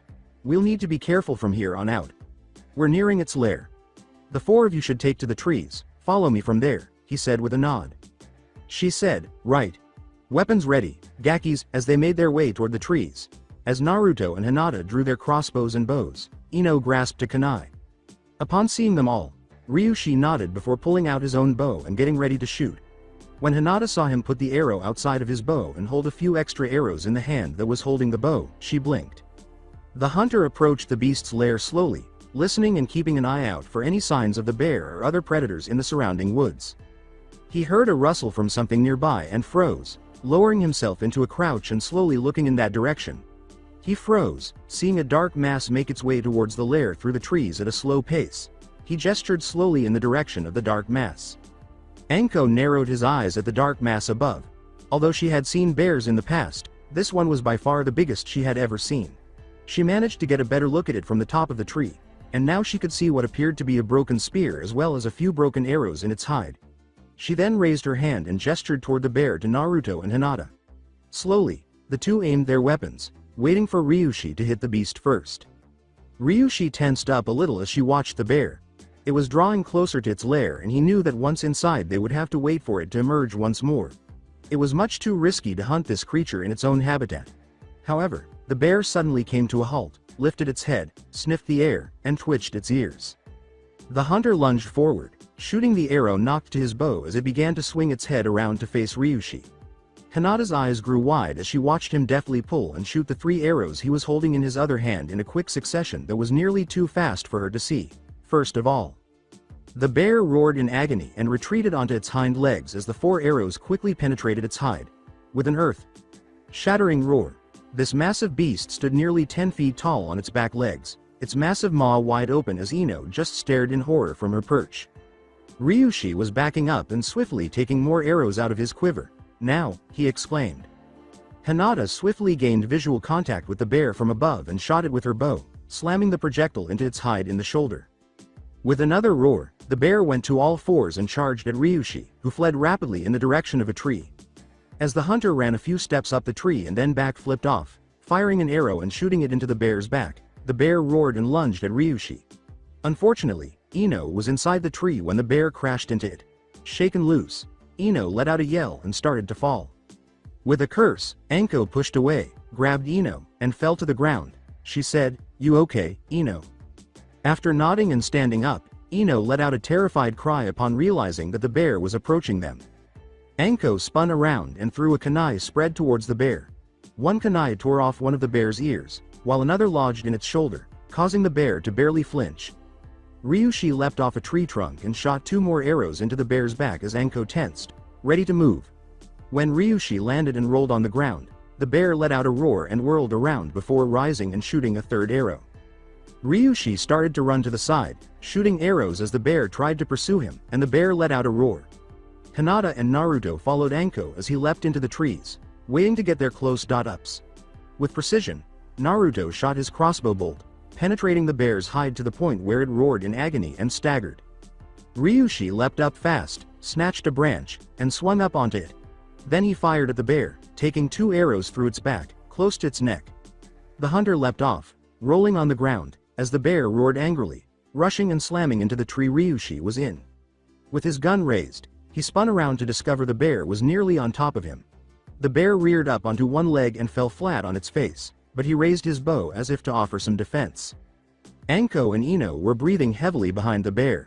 They had managed to yank one of the bear's hind legs off its feet by wrapping it around one of its hind legs with the ball and chain of Ino's kusarigama during its rearing up, although it wasn't an easy task considering how heavy the massive animal was. The bear began to stand, but as it did, a crossbow bolt pierced its right hind leg, and an arrow punctured the other. Ino swiftly pulled on the chain, freeing it from the bear and jumping up into the trees with Anko. Anko called forth a massive snake that lunged ahead, encircling and compressing the bear, making it scream fiercely and struggle against the strong constriction. In that instant, Ryushi advanced, pulling a long knife from a sheath fastened around his right calf. He then moved swiftly in, penetrating the bear's head and skull with the blade. The bear groaned loudly before collapsing, lifeless. The 4 shinobi descended to the ground and approached as Ryushi, panting softly, pulled the blade from the bear's head and the snake untangled itself from the corpse. "Well, that was an adventure," he remarked while wiping away the knife. "Everyone all right?" Anko said, "We're fine," chasing away the snake she had called. "What about you? The bear nearly had you." "Yeah, though thanks to you and your kunoichi there, I'll be leaving this hunt without any additional scars," he joked. "Thanks for that, by the way." Ino grinned and blushed a little at the compliment. Well, I owed you for saving me and Anko." "Sensei," she replied. Ryushi merely laughed and then sighed while examining the bear. He blinked as Anko took out a scroll, unrolled it, and placed it on top of the bear. "I don't suppose you'd help me get this back to my hut, would you?" "I don't think I can," the man said. The bear vanished with a single hand gesture, and the scroll fell to the floor. Anko simply smiled while taking it up.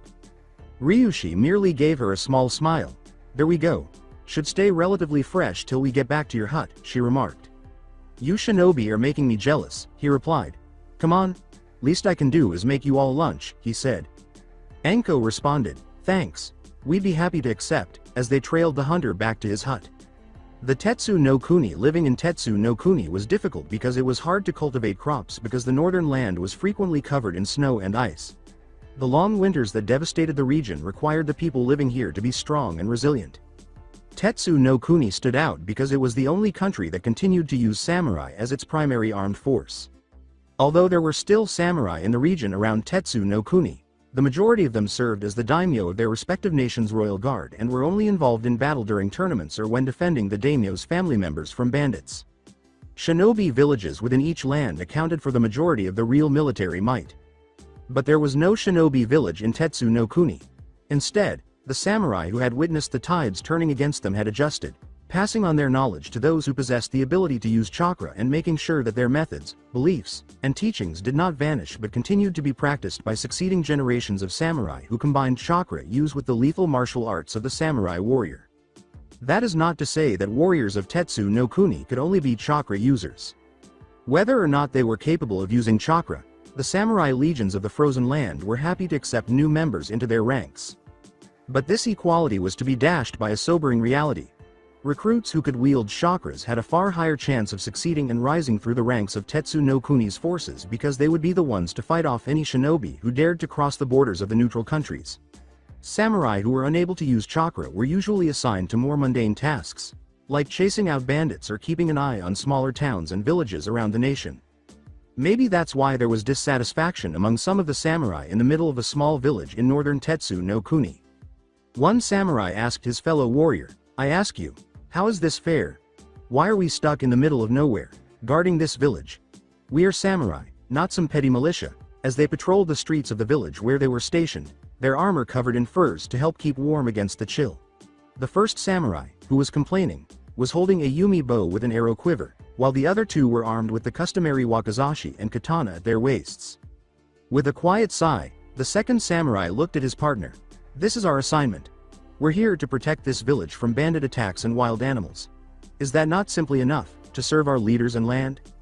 With a soft growl of rage, the first samurai said, "Then why don't they ever get assignments like this? Just because they can use chakra, they're given the cushy jobs, and the greater honor. They're no better than shinobi." The second samurai stated, "Keep your voice down," before pausing. "You do not insult superior officers like that, not if you want to keep your head." The first samurai merely gave a slight sneer. "Superior officers? In title and rank, maybe, but not superior," he replied. "Still, I've heard rumors that there are others who are not content.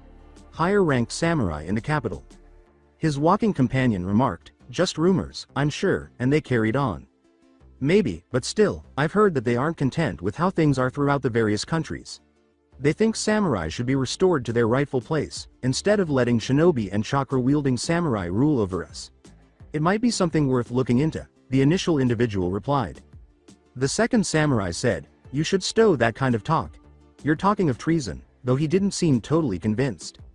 The samurai murmured, "Maybe I am, but sometimes treason needs to be spoken to get things changed for the better," as they continued to pass through the village. Hut Ryushi's Naruto remarked, "Man, this is some pretty good stew," as he savored the dinner that Ryushi had prepared. As he worked on skinning and cleaning the bear corpse, the hunter laughed softly. "It's amazing what you can do with simple ingredients," he stated. "Some of the best meals are simple ones. My father used to say that." Silently setting down her bowl, Hinata turned to face Ryushi. She said, "Ryushi-san, may I ask a question?" Ryushi turned to face her and laughed softly, putting down his knife. "Somehow I thought you might. You're curious about my archery style, aren't you?" he responded. "Yes, how can you do that? You fired your arrows at a speed I didn't think possible and were able to do so while moving around. I didn't think such things were possible," she replied. Ryushi gave a quiet laugh. "That's because most archers don't need to fire a bow that fast. An archer in the army will probably be standing in the middle of his army with all the other archers, firing at targets off in the distance. But here in the woods, when you're in a life and death struggle with a predator, there's no time to stand and shoot your enemy. So if you can shoot your enemy while on the move, then so much the better. And if you can shoot them rapidly, well then you've guaranteed that they're going to die. But it's not exactly something anyone can learn. It took me years of hard work and training to reach the level I'm at." At that, the Hyuga Genin nodded. "I see then. I wish I could learn how to fight like that though. I think I could use it, as a shinobi." He eyed the sword sheathed at her side and said, You probably could there. Being able to move around your opponent and still shoot them. Though I'd say you're capable of handling yourself in a fight without a bow. But still, I'll be in Konoha in a few months' time, to see that Chunin exam you shinobi have. Perhaps I could give you some pointers while I'm in the village?" The genin looked at Anko, blinked in surprise, and started to explain. Every 6 months, one of the 5 major shinobi villages host what is known as the Chunin exams. It's a test that allows all the shinobi villages to display their strength by having their genin compete against each other in a series of tests. Those that excel are recommended for promotion to the rank of Chunin. All of the genin nodded, and Ryushi smiled. After skinning the bear, he said, "Okay, so like I said, maybe I can give you some tips and pointers." "Thank you, Ryushi-san. I would really appreciate that," Hinata said, bending down. "It's the least I could do. Especially after the help you 4 gave me," he replied. That's when Anko sighed. "Unfortunately, I believe we must depart. We must return to Konoha and submit our report. I appreciate your hospitality, Ryushi-san," she uttered, her genin finishing their meals swiftly and bowing. "It was no trouble at all. Thank you for your help, and if you ever need the help of a hunter, let me know," said Ryushi. "Ryushi-san, we will. Until our next meeting," Anko said, smiling at her students. She exclaimed, "All right, Gakis, let's move out." Ryushi laughed as the 4 shinobi left. He whispered, "Great kids. I hope they survive, as he walked past two sheathed swords and into his hut. He closed his eyes and touched them gently before turning to retrieve a few bowls containing the ground herbs needed to finish cleaning the bear skin. Hello, Kuni. That evening a figure hurriedly exited the small boat as it silently passed by the shores of Hai no Kuni. The boat's pilot remarked, "You better know what you're doing, Tazuna," as the boat's newly adopted Tazuna assisted in pushing it back out onto the water. "Yeah, I know. You too, okay. And if Gato makes a move on my family, you'll get them out of there, right?" The boat's pilot nodded as he turned and started the engine to propel the vessel back out onto the water using an oar. He soon vanished into the obscurity that shrouded the sea. In the meantime, a man by the name of Tazuna wrapped a cloak around himself and made a swift inland journey, traveling deliberately in the direction of Konoha. He was soon engulfed in the darkness of Hai no Kuni's nighttime woods. Seated in silence in his office, Sarutobi examined a mission request that lay on his desk. The door opened and his secretary moved aside to let Raphael in as he was thinking about it. After giving the secretary a nod, the assassin turned to face the elderly Hokage. "You sent for me, Hokage. Sama?" Sarutobi gestured to the mission request and nodded. "I thought you might find this interesting. A client came in, requesting a C-ranked escort back to his home village, in Nami." With wide eyes, Raphael took a seat. "I see then, did he give any details?" "Beyond that he's a bridge builder and is worried about bandits." "No," Sarutobi replied. "This though could be a key chance for us to investigate Gato's actions in Nami. One we cannot ignore." At that, Raphael gave a nod. "You want me or one of the other assassins to move in and investigate?" he inquired. Sarutobi lit up his pipe and said, "Unfortunately, I can't justify sending Yugito-san or Kaseki-san into this. They're both Junin, and there's nothing warranting their involvement. As for yourself, I'm actually hoping for your help in perhaps tracking down a spy here in Konoha connected to a very dangerous traitor to the village. We haven't found any concrete information yet, beyond what we could connect to Mizuki." The assassin mentor remarked, "Then what do you intend to do?" "Like you said, we can't ignore this chance," to which Sarutobi merely grinned. "I never said we would ignore it. I would assign Team 8 to this mission, but they are in the middle of a D-ranked mission to a nearby farm. So instead, I'll be assigning another Genin team to this mission, and inform the Junin sensei to inform us of the situation. And then we'll go from there. If you'd like, you can also send one of your contacts in there to investigate," he added. Raphael gave a small smirk. He said, "I know exactly the one. I'll send a message to my contact and see what they can find." "Good. Let us hope we can finally put an end to this mystery involving Gato," Sarutobi replied. "Dismissed, Raphael-san." "Yes, Hokage. Sama," he replied before bowing and leaving. After pausing to consider, Sarutobi turned on his intercom. "Send for Kakashi Hitaki immediately," he replied. In another part of the village, Yakumo, panting, leaned against a tree and looked at her training partner. She asked Rock Lee, "How can you still be going?" Lee did not even appear to be tired, just grinning. "Through hard work and dedication," he replied. "I have sworn to prove that I can be a splendid ninja, even without ninjutsu and genjutsu." "A stupid objective," a haughty voice from behind him uttered. Yakumo and Lee both turned to face Lee's teammate Neji Hyuga, who just shook his head. "You cannot challenge fate. It was destined at your birth that you would always be a failure, Lee. Just as it was Yakumo San's fate to never be a kunoichi, given her body's frail condition." Yakumo looked down, but Lee was looking at Neji when he put his hand on her shoulder. "Neji-san, you can say what you wish about my goal, and about me. But please do not put down another for trying her best. Yakumo has every right to try and be the best she can be," he stated. Neji simply shook his head, seemingly entertained by Lee's remark. He said, "The words of those too foolish to see the truth. Think what you will, it will not change anything, Lee," and left. Lee balled up his fist and started to pursue Neji, but Yakumo intervened. "Please," she uttered in a quiet voice. She'd witnessed Lee and Neji spar, with Neji coming out on top every time. Lee sighed and took a seat beside her. "Please forgive him for his words. Neji-san has a complicated history. But still, he should not try to force his opinion on others like that." Yakumo gave him a melancholic little smile. She spoke in a somewhat strained voice, but she said, "It's okay, Lee-san. I don't mind." As soon as he heard it, Lee clenched one fist and cast his gaze to his feet. He could feel the weights his sensei had given him to work on his strength, speed, and taijutsu beneath his orange leg warmers. He was aware that by simply removing them, he could defeat Neji, disprove Neji, and, Above all, show Yakumo that she was capable of becoming a formidable kunoichi even in the absence of taijutsu or ninjutsu. He wanted to live up to the fact that she had told him he was her original inspiration, and yet, he was aware that defeating Neji in this way would leave his victory meaningless. Neji would say it was fate, nothing more. Lee wanted Neji to understand that he was holding back when he defeated him. That everything was the result of Lee's diligence and hard work, and fate had no say in the matter. Not to mention that unless there was an emergency, Guy had forbidden him from taking off his weights. Abruptly, he stood up and extended his hand to her. Come on Yakumo-san. Let us return to training. We need to help make you strong enough to pass the Genin equivalence exam, he stated. Yakumo gave him a quick glance before firmly nodding and taking his hand while feigning a slight blush. All right, she said as she stood up. What now? Now, you two spar, was the raucous response. They both looked at the speaker and saw a man dressed like Lee, with the exception of a flak vest and no bandages on his hands. He gave them the thumbs up and smiled. Show us the flames of your youth with a friendly spar. With a smile, Lee assumed his taijutsu stance and nodded to Yakumo. Yakumo began practicing the fundamental academy form, and the two engaged in combat. The Junin moved to one side, where Kurenai stood, admiring and worrying at Yakumo at the same time. You're not pushing her too hard, are you, Guy?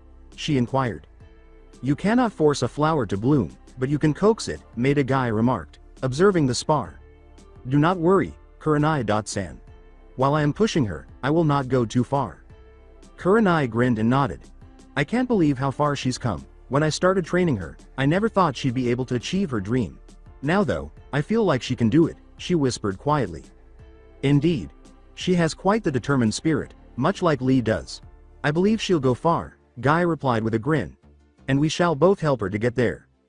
Kurenai nodded, observing the determined expression on Yakumo's face as she stood back up following a blow from Lee. She replied, yes, we will. Kaminari no Kuni's coast sitting in a bar. Muki gazed at his sake cup. He looked up as Amayuri took a seat beside him and adjusted the two blades that resembled cleavers that she carried with her. She announced, he's coming. Muki merely nodded, taking a quick look around the bar. It was full of travelers, as well as a good number of sailors and town residents. They were on a job in the neighborhood tavern of one of the major port cities on the coast of Kaminari no Kuni. The door opened, and Muki looked over his shoulder to see two burly men with swords at their sides come in, followed by a smaller, thinner man wearing somewhat elegant clothing who wrinkled his nose in disgust.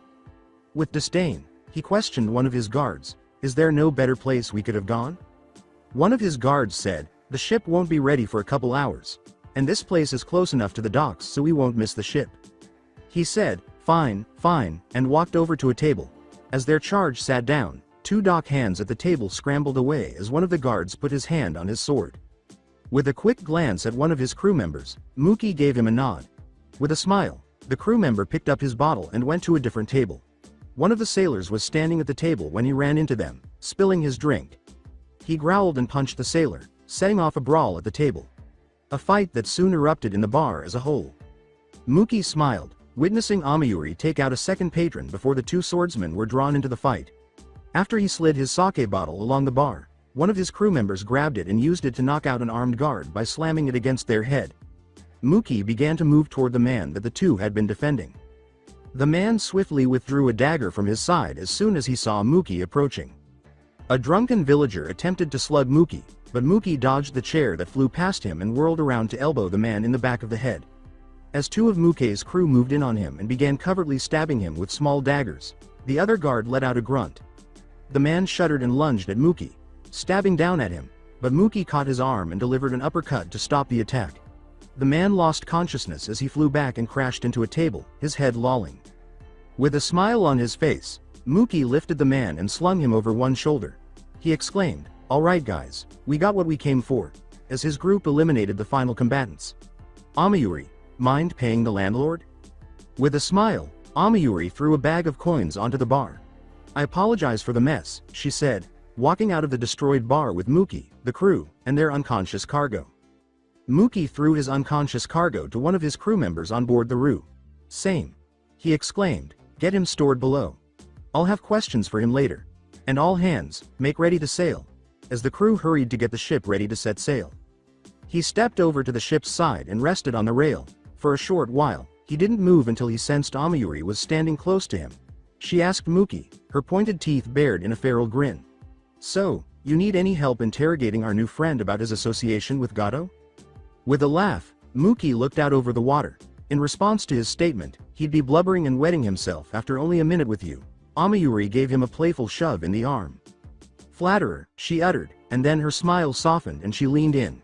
Running a hand over his rear, she whispered huskily, "I might need to reward you for saying such nice things about me," and sauntered off. Though he blushed a little, Muki smiled and watched her go.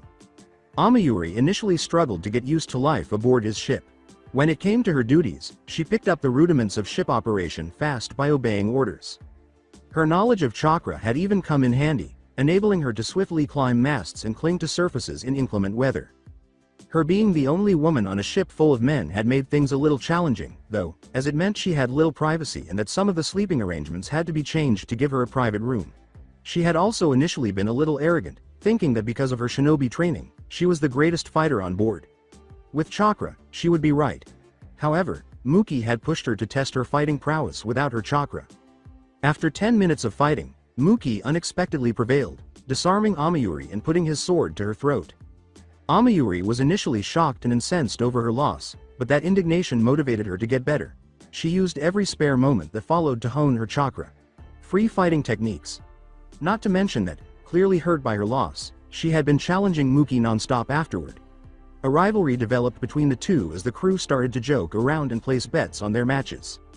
After roughly a year of joining the crew, Amayuri challenged him to yet another spar, which ultimately brought their rivalry to a climax. The crew members who weren't busy gathered around and watched as the two started to spar because they had stopped at a deserted island to restock. For nearly 20 minutes, neither of them was able to gain the upper hand in their duel. Surprisingly, the battle ended in a draw, with her twin swords at his throat and his sword at her stomach. They had just looked at one another for nearly a minute when she abruptly moved away and stalked away. Things started to change between them that night. Flashback, caution. There is suggested sexual content in this scene. Sitting on the bunk in his ship's cabin, Muki gave a slight grunt. At the moment, he was examining a bruise on his side from where Amayuri had kicked him while he was without his shirt on. He simply smiled, realizing it wasn't all that horrible. A knock on the door stopped him in his tracks as he reached for a cup of alcohol, sighing. "Enter now," he yelled. Amayuri opened the door and went inside, shutting it behind her. Just as Muki opened his mouth to say something, he saw two things. The first was that her cheeks were flushed, and she wasn't glaring at him. The second was that she was dressed simply in a feminine kimono rather than her usual loose attire. He simply blinked in shock as she got closer to him. He managed to get out, "Amayuri. What's MMPH?" just before her lips hit his. This unexpected move took him completely by surprise, so he didn't resist when she pushed him back onto the bunk and finally separated her lips from his. She said, blushing, as she took off the kimono and showed him her nude body. Just shut up and enjoy this," she said. A few hours later, the two were lying in bed together, sweat dripping from their skin and making a panting noise. Muki gave Amayuri a confused looking smile. He asked, "So what brought this on?" and then blinked when she turned to face him again. She whispered softly, "It's nothing," but then felt the bed shift as he leaned over and put his hand on her shoulder. She hunched over a little before speaking. I don't know how to explain this. When we were fighting today, all I could think of was how strong you looked. And how fast and graceful. And when we were standing there, facing each other, I looked into your eyes, and I don't know what I saw. This spirit, this passion I hadn't ever seen before. I've been around people who either had dead-looking eyes, or eyes filled with fear whenever they saw me. But you don't fear me. You've never feared me, despite knowing I'm from one of the most bloodthirsty shinobi villages, and I was part of one of the most bloodthirsty groups inside that village. And when I saw that look, I felt like I was alive. Really alive, for the first time. All I could think about was kissing you." Muki gave that a smile. With a smug smile, he said, "Oh really? You found me that irresistible?" But stopped when she gave him a fierce look. "Keep that up and I'll boot you, butt naked, out of this cabin," she said. She simply sat up and groaned when he made a surrendering gesture.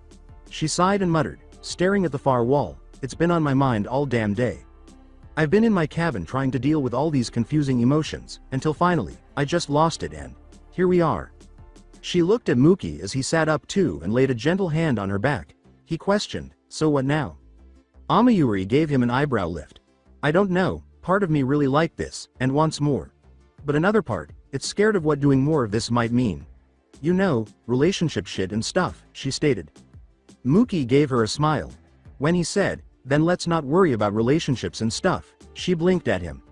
Hey, I'd be insane to say no to more sex with a beautiful woman.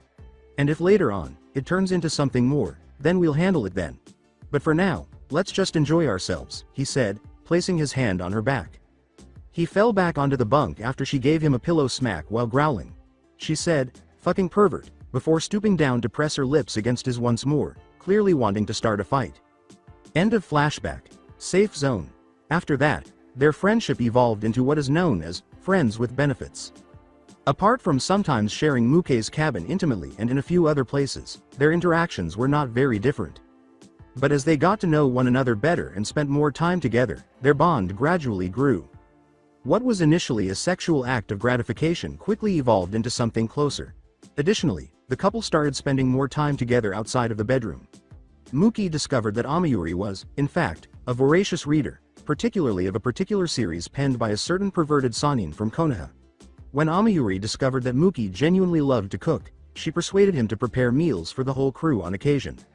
Muki was unsure of how to categorize Amayuri and himself. They were much more than just best friends. Were they genuinely courting or in love? Even he wasn't sure if he would call them that. He let out a quiet sigh and turned back to the task at hand, his mood slightly soured. The man they had just abducted was a representative of Gado's who traveled around towns trying to persuade the local leaders to open up business dealings with Gado. Assuming the residents of the town gave their consent, Gado would take up residence and proceed to exploit them through his customary business methods, until they were compelled to sell the town to him.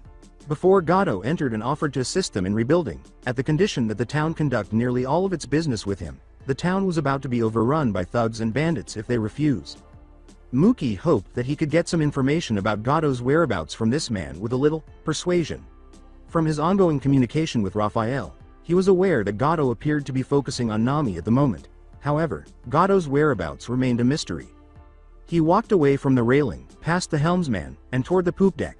He said, "Set course for Ryoshi Bay, Fisherman's Bay," and the helmsman gave him a nod. Aye, sir," exclaimed the helmsman as he turned the ship and proceeded toward the deserted fishing village that was Muke's hiding place. As the ship sailed out toward open waters, toward its home port, Muki turned and headed down to his cabin. But little did the crew on board know that right then and there, a small bird was flying towards their hiding place with a message that would soon alter their entire lives. Konoha, the day after, Team 7, "I have a C-ranked mission for you," Sarutobi stated, glancing at the Junin and 3 genin that comprised the group. Sakura appeared a little anxious, while Kiba and Sasuke both stood up a little more. "You're going to be escorting a client back to their home in Nami no Kuni, where you are to remain until such time as they complete their business. Upon which you return to Konoha. Understood?" he inquired. Kiba puffed out his chest and said, "All right. Bet we're escorting some important diplomat or something." Sarutobi gestured to the door, which was opened by an attendant, but shook his head.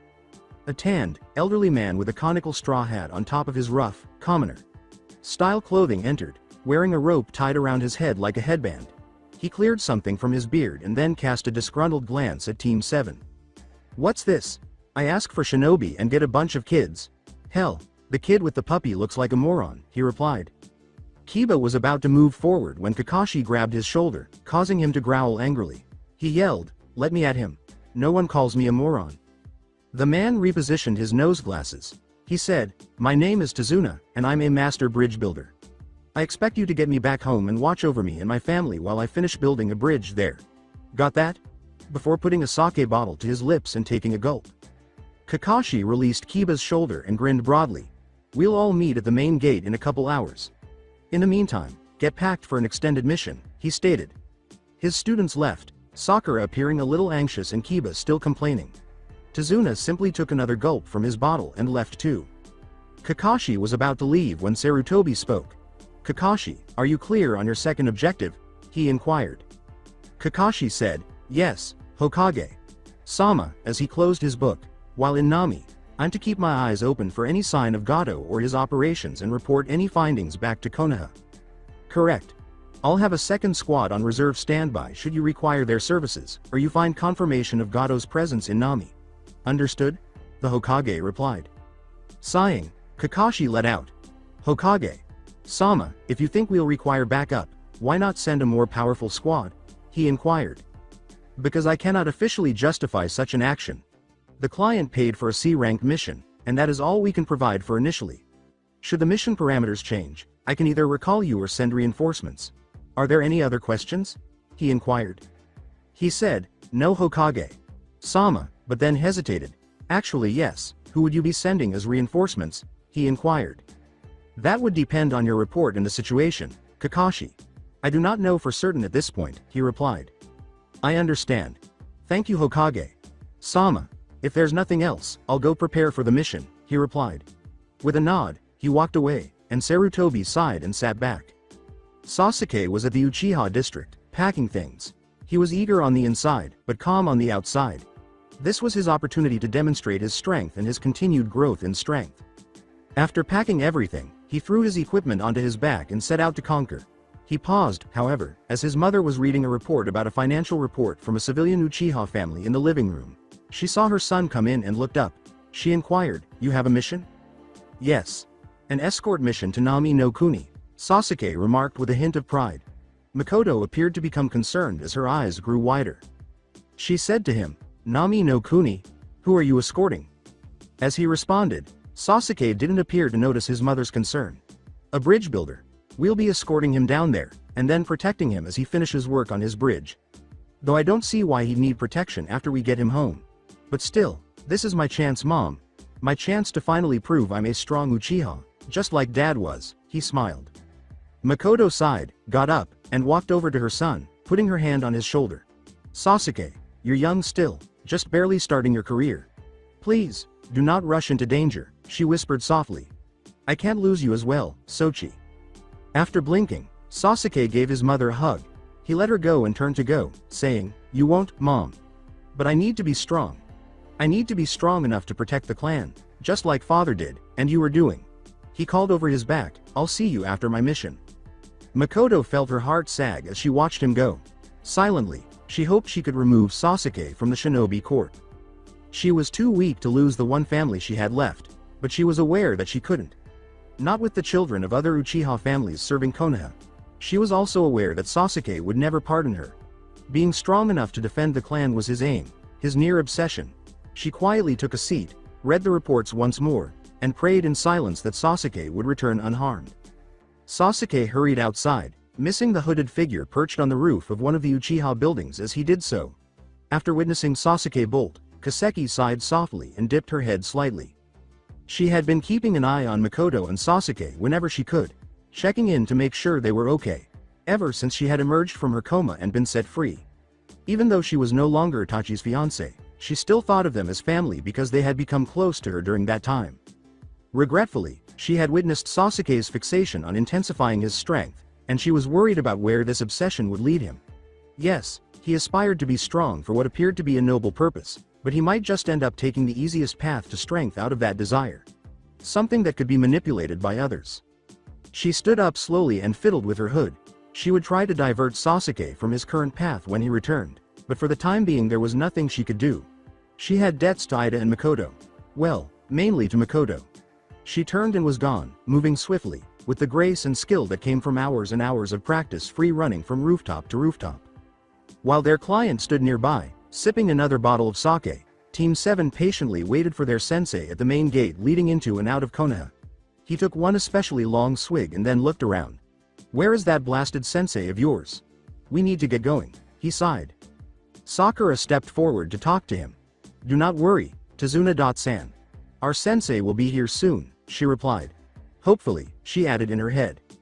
Just then, Kakashi materialized, nose still buried in a book. Well, my adorable little genin, it's time to get going, isn't it? He inquired. Kiba gave a smile and gave a fist pump. As he was ready to charge out the gate, Sasuke stopped him and rolled his eyes. Hell yeah! Let's go! He exclaimed. Kakashi grinned his trademark grin. Now, Kiba, I admire your enthusiasm, but let's not be hasty. Don't want to go wandering into an ambush, do we? He inquired. Now, I want you to take point Kiba, to sniff out enemies. Sasuke, stay close to him to provide support. Me and Sakura will follow up with the client. Now, we can go. Tazuna muttered, about time, and the team left with the client following them. A few hours later, Eastern High no Kuni Hinata and Ino were both occupied with the water-walking chakra exercise in a little clearing with a pond. Anko had the three of them working on this exercise shortly after they joined the Genin team in order to improve their control and reserves of chakra. The water-walking exercise taught shinobi how to automatically adjust their chakra levels because the surface of the water changes constantly, requiring the chakra emanating from the feet to be constantly adjusted to keep the shinobi balanced with each ripple or change. This is in contrast to the tree-walking exercise, where the shinobi clung to a solid surface. As they were returning from a mission, the team was currently taking a break and getting some training in. They both appeared focused, but they smiled when they heard a small explosion nearby. Naruto then yelled, "Damn it!" And Anko smacked him for using such a loud swear. Anko had chosen to attempt teaching Naruto a few of the fire ninjutsu she was familiar with, while she worked with the two girls on the water-walking exercise to increase their chakra reserves. Naruto was hacking and coughing now, a little smoke coming out of his mouth. He looked over at Anko, who was getting a water canteen out for him. He asked, "Sensei, why am I learning this again?" As Anko approached to hand him the water. As she was speaking, he started to sip it. "Because Gaki, you're a ninja. And ninja need to learn some ninjutsu. You never know when they'll come in handy," she replied. She asked him, beaming. "Besides, what's cooler than launching a giant fireball from your mouth and engulfing your enemies in a fiery explosion of death?" With a somewhat half-hearted, "I suppose," Naruto responded as Anko sighed. She was aware of Naruto's serious dedication to his assassin training, which regrettably had the unintended consequence of making him somewhat contemptuous of ninjutsu. He was aware of the importance of ninjutsu since assassins found shadow clones and other abilities like the henge and kawarimi to be very helpful. However, he found most elemental ninjutsu and other flashy ninjutsu to be unimpressive. He believed it was overly striking, making it less than ideal for an assassin.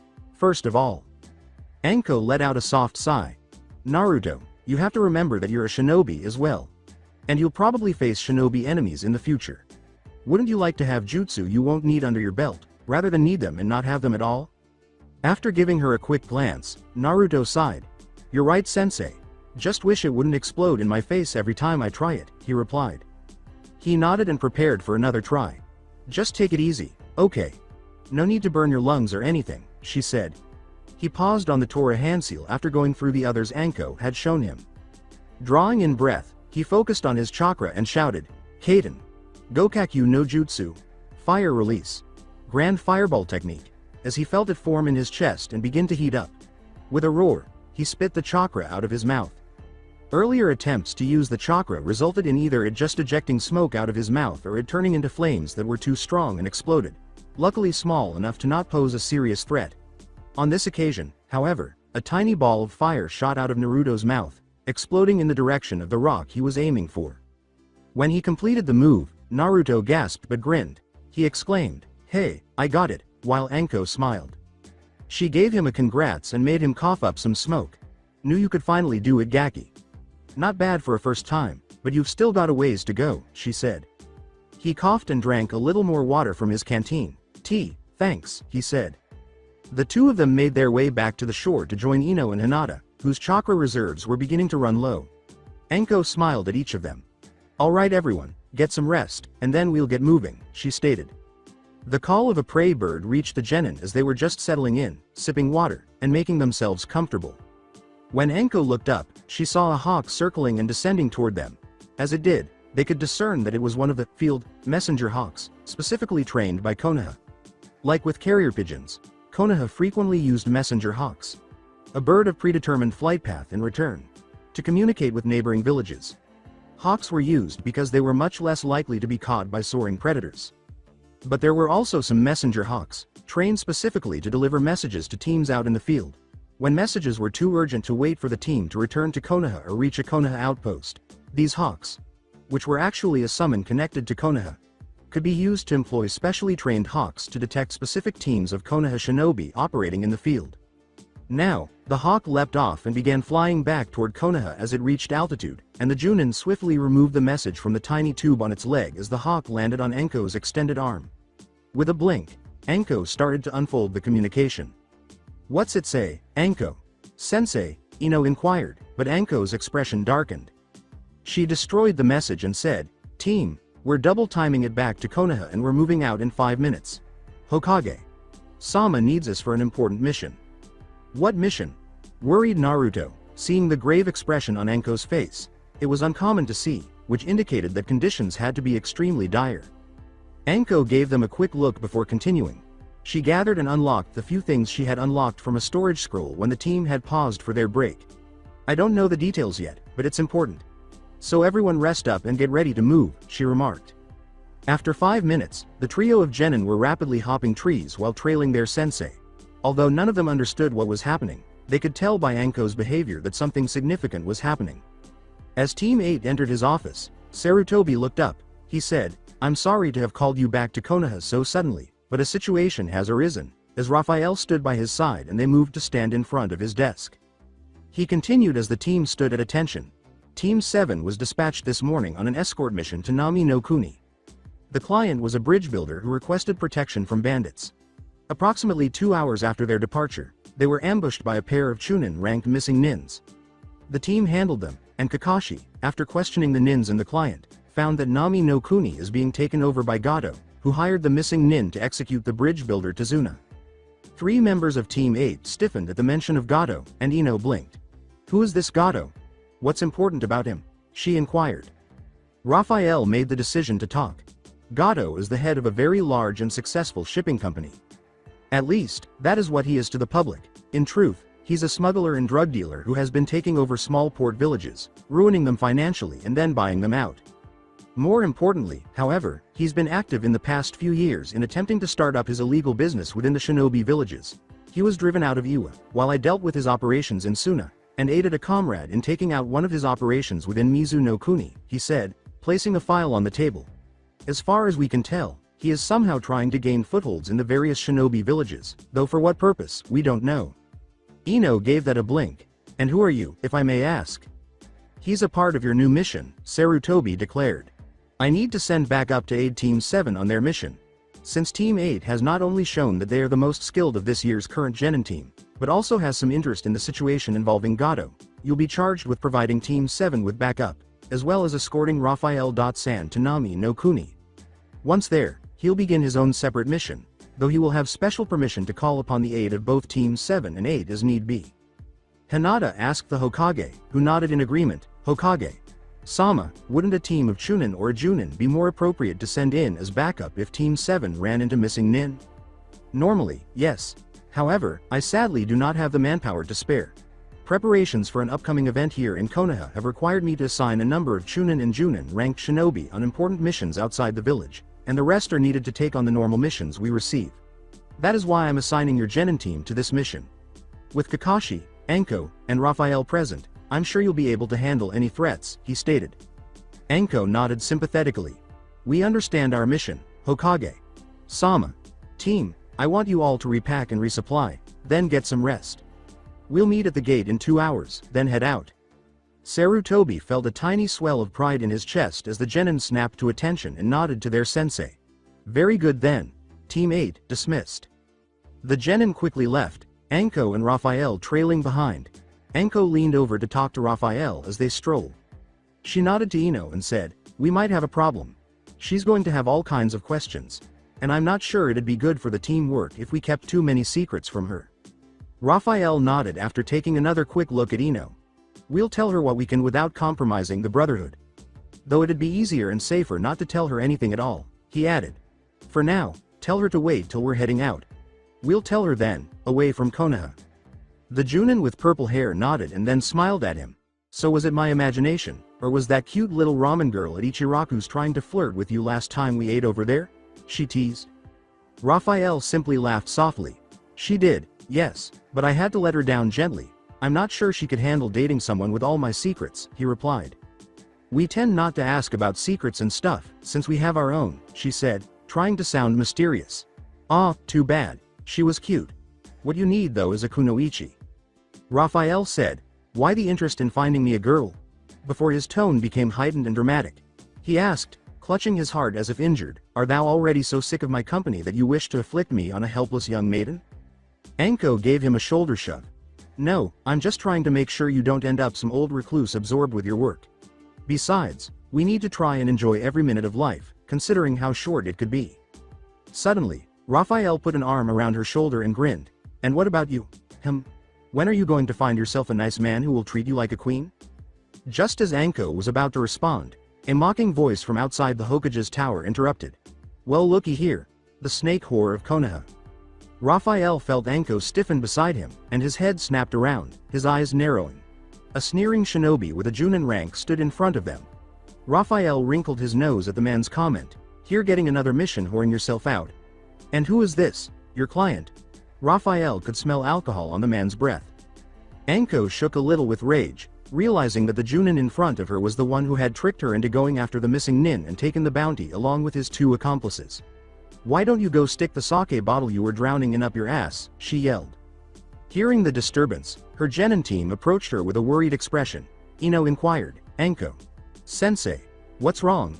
Only to catch the Junin off guard. He looked at her clothes and then snorted. First of all. His words caused Ino's eyes to widen. So, it seems you're busy training a genin to be a slut just like you. She has the outfit down already, he said. With a growl, Anko grabbed him by the vest. You take that back, you bastard. No one messes with my genin. The Junin gave her a sneer. Or what? What do you think will happen if you attack me? You'll be in prison before you can blink. Trembling, Anko released him gradually. She realized he was correct. Even with provocation, she would be the one to pay if she attacked him first. The Hokage would punish her for going first even if she was believed. The Junin was smirking when Raphael raised his voice. Well, someone is obviously compensating for their tiny manhood and lack of sexual capability, said the man. Turning to face Raphael, the Junin asked, what did you say? Raphael just grinned. Well, here you are, insulting a pair of kunoichi in an obvious attempt to mask your feeling of inadequacy, due both to your small manhood and your incapability to pleasure women. I'm betting you've spent a lot of alone time, haven't you? He raised his arms. With an angry cry, who the hell do you think you are? The Junin lunged at Raphael, but Raphael sidestepped him, tripping him and sending him sprawling to the ground. Raphael smirked and said, whoops. Someone seems to be a bit clumsy as well as sexually inadequate. With a growl, the Junin lunged forward, spinning around and slamming a punch at Raphael, who cocked his head to the side. If this is what a Junin is capable of, I'm rather disappointed, he said. 2. The Junin was about to execute a jutsu when Raphael grabbed his hands, pulling them together and drawing the man closer. I'll show you what I'm capable of, the man exclaimed. You want to know who I am? I'll tell you, so listen very carefully. I am the silent blade in the crowd. I am the poison in your sake. I am the sword buried in your chest. And if you ever, verbally or physically mistreat that woman or her students again, I promise that I will end you. And you will never see it coming, Raphael said in a whisper that was deadly. Normally, the Junin would have laughed that off, believing Raphael to be no more than a civilian client. However, as he met Raphael's gaze and heard the deadly seriousness in his voice, fear took hold of him and made him quickly sober. He nodded hurriedly and was soon freed. With a shake of his head, Raphael brushed him off and the Junin hurried out the door, muttering a quick apology. Anko blinked at her after simply staring at Raphael while he cleaned himself. What? He asked her, his expression bewildered. With wide eyes, she asked him, what did you say to him? Oh, nothing major, he replied, grinning slightly at her. But then that smile vanished when he noticed Ino staring down. The kunoichi from Yamanaka glanced up at her colleagues. Is this really that bad of an outfit? She said softly. Both Hinata and Naruto shook their heads. Hinata exclaimed, no, your outfit is fine. Don't worry about what some jerk said. She's correct, Anko remarked. She gestured to her assassin robes and said, you should have seen my outfit before this. A lot more revealing, so don't worry about it, okay? As Anko gave her a gentle shoulder pat, Ino simply nodded. All right. Everyone, meet up at the main gate in 2 hours, dismissed. Anko sighed and the genin spread quickly. I hope Ino will be okay. That jerk shouldn't have said that, she uttered, balling her fists in rage. She'll be all right, Raphael assured. Let's make sure we're well stocked for the time being. This mission may take some time, he said as he made his way to the warehouse that served as their headquarters. Anko simply followed, glancing in the direction that Ino had gone. Sim Amayuri, who was standing close to the ship's helm, looked over to the bow, where Muki was standing and gazing out to sea. His entire body was in an inflexible position, defying the ship's motion, the wind gusting past him, or the sea spray as the bow plunged into the water and the waves crashed against the hull. They'd hardly reached Ryoshi Bay, their base, when a messenger bird from Konoha arrived. Or rather, from Konoha's Raphael. After reading the message, Muki quickly gave the order to prepare the ship for another voyage in honor of Nami no Kuni. Muki had responded to the crew's question with a single word: Gato. Every member of the crew started working right away, not even questioning his orders at this point, while Muki was asking questions about the man they had captured. Even Amayuri, who had never worked with Gato before, got to work because she was aware of the crew's animosity toward the trade tycoon. After the ship was restocked and seaworthy, they set out once more, Muki armed with fresh information about Gato and his plans. But Muki had grown quiet and aloof from everyone since then. He was either navigating the ship or standing at the bow, seemingly anticipating the sight of Nami Island in the distance. Amayuri moved forward gradually and took a position behind Muki. She warned, "You should exercise caution. You'll catch a cold." He simply stated, "I'm fine," as he fixed his gaze on the distance. With a tinge of annoyance, she remarked, "We're not going to get there any faster by standing on the bow acting all moody." Muki didn't even bother to glance at her or respond. She let out a low growl of frustration at being disregarded. "Don't ignore me," she gripped his arm. With a chilly expression, he turned to face her once more before letting out a sigh and bending down. "I'm sorry, it's just, this is what me and my crew have been waiting for these past few years. This is finally our chance. Our chance to kill that bastard who slaughtered our families, just so he could line his pockets with extra money," he replied. "I get that. I get that this is incredibly important to you, but you need to make sure you're ready for when the time comes. And standing up there, not sleeping or eating, is not going to help," Amayuri said as he released his arm. "Yeah, I know, I can't stop thinking about that day, coming home and finding my village burning, my family dead," he said as he looked down. "Then let's think of something else. Like, what do you plan to do after Gato is dead?" Amayuri responded. Muki gave her a quick glance before blinking. "I never gave it much thought," he quietly confessed. "I guess, I just never really expected there to be anything after we killed Gato." "Yeah, well, I expect there to be something after he's dead. So why don't we go to the galley, get some food, and talk about that, okay?" she inquired. He took a few moments to look at her before answering. "Yeah, some food sounds nice," he replied, smirking slightly at her. "So you expect there to be something after Gato, huh? Not going to jump ship?" She grinned and said, "Hey, are you kidding? I definitely think the pirate life is for me," as they made their way to the galley. "Besides, you'd all be hopelessly lost without me." Muki laughed softly at that, and Amayuri gently lifted him out of the hole he had been unintentionally sinking into. The abyss of revenge, from which very few people ever really emerge. In the meantime, a short man in a business suit and sunglasses in Nami was staring at a shadowy figure sitting on a couch with an angry snarl. "Damn it, Zabuza, what am I paying you and your minions for? The bridge builder is still alive, and on his way here. I'll take care of him," Zabuza the figure stated. "They may have survived the Demon Brothers, but they won't survive me." Gato yelled, "You better handle him, or else you and your grunts won't see a single Ryo," but was startled to see a large blade materialize in front of his face and the person seated on the couch clutching it with one hand. Zabuza growled, "Now get out of here. If you cheat me out of my payment, Gato, I'll be happy to show you what happens to short pig fucks like you." But he sighed and smirked as he saw the short man and his two bodyguards take off. "Haku, we'll be going in next. I want you to watch and observe the battle. If things go south, well, you know what to do," he stated. He was sitting on a couch when a figure appeared behind him and spoke in a quiet, monotone voice. They replied, "Of course, Zabuza. Sama." A few hours later, outside Konoha, Raphael was riding along with Team 8 as they headed east toward Nami. Anko cast a worried glance at her Yamanaka student as the group made their way swiftly through the trees. When Ino had shown up, her previous outfit had been replaced with a midriff. Bearing long-sleeved purple top and a knee-length purple skirt worn over shorts. Under her clothes, she appeared to be donning a mesh armor bodysuit with short sleeves and legs. It wasn't completely modest, but it wasn't as skimpy as her previous ensemble. In addition, she had been a little more reserved and less assured than she had been earlier in the day. She silently cursed that Junin once more, wishing she had taken action instead of letting Raphael handle him. She detested his ability to have such an impact on Ino. The fact that she was powerless and had to rely on Raphael to fight her battles for her was something she detested even more. She cast a sidelong glance at the assassin master, who was intent on staying upright among the tree limbs. He may have perfected the exercise of walking in the trees, but he had not practiced tree hopping very often, and as a result, he had not yet developed the automatic ability to gauge the distance he would jump and land. Anko sighed inwardly as he considered Raphael. She thought he was cute. He was intelligent, strong, funny, and endowed with a good heart. She knew he shielded her and Naruto from the villagers' taunts and insults because of the way he had gotten along with them. Once more, she appreciated that he was willing to defend her even though she didn't necessarily want someone else to fight her battles. She knew that her feelings for him extended beyond simple friendship, which caused her thoughts to waver. He piqued her curiosity.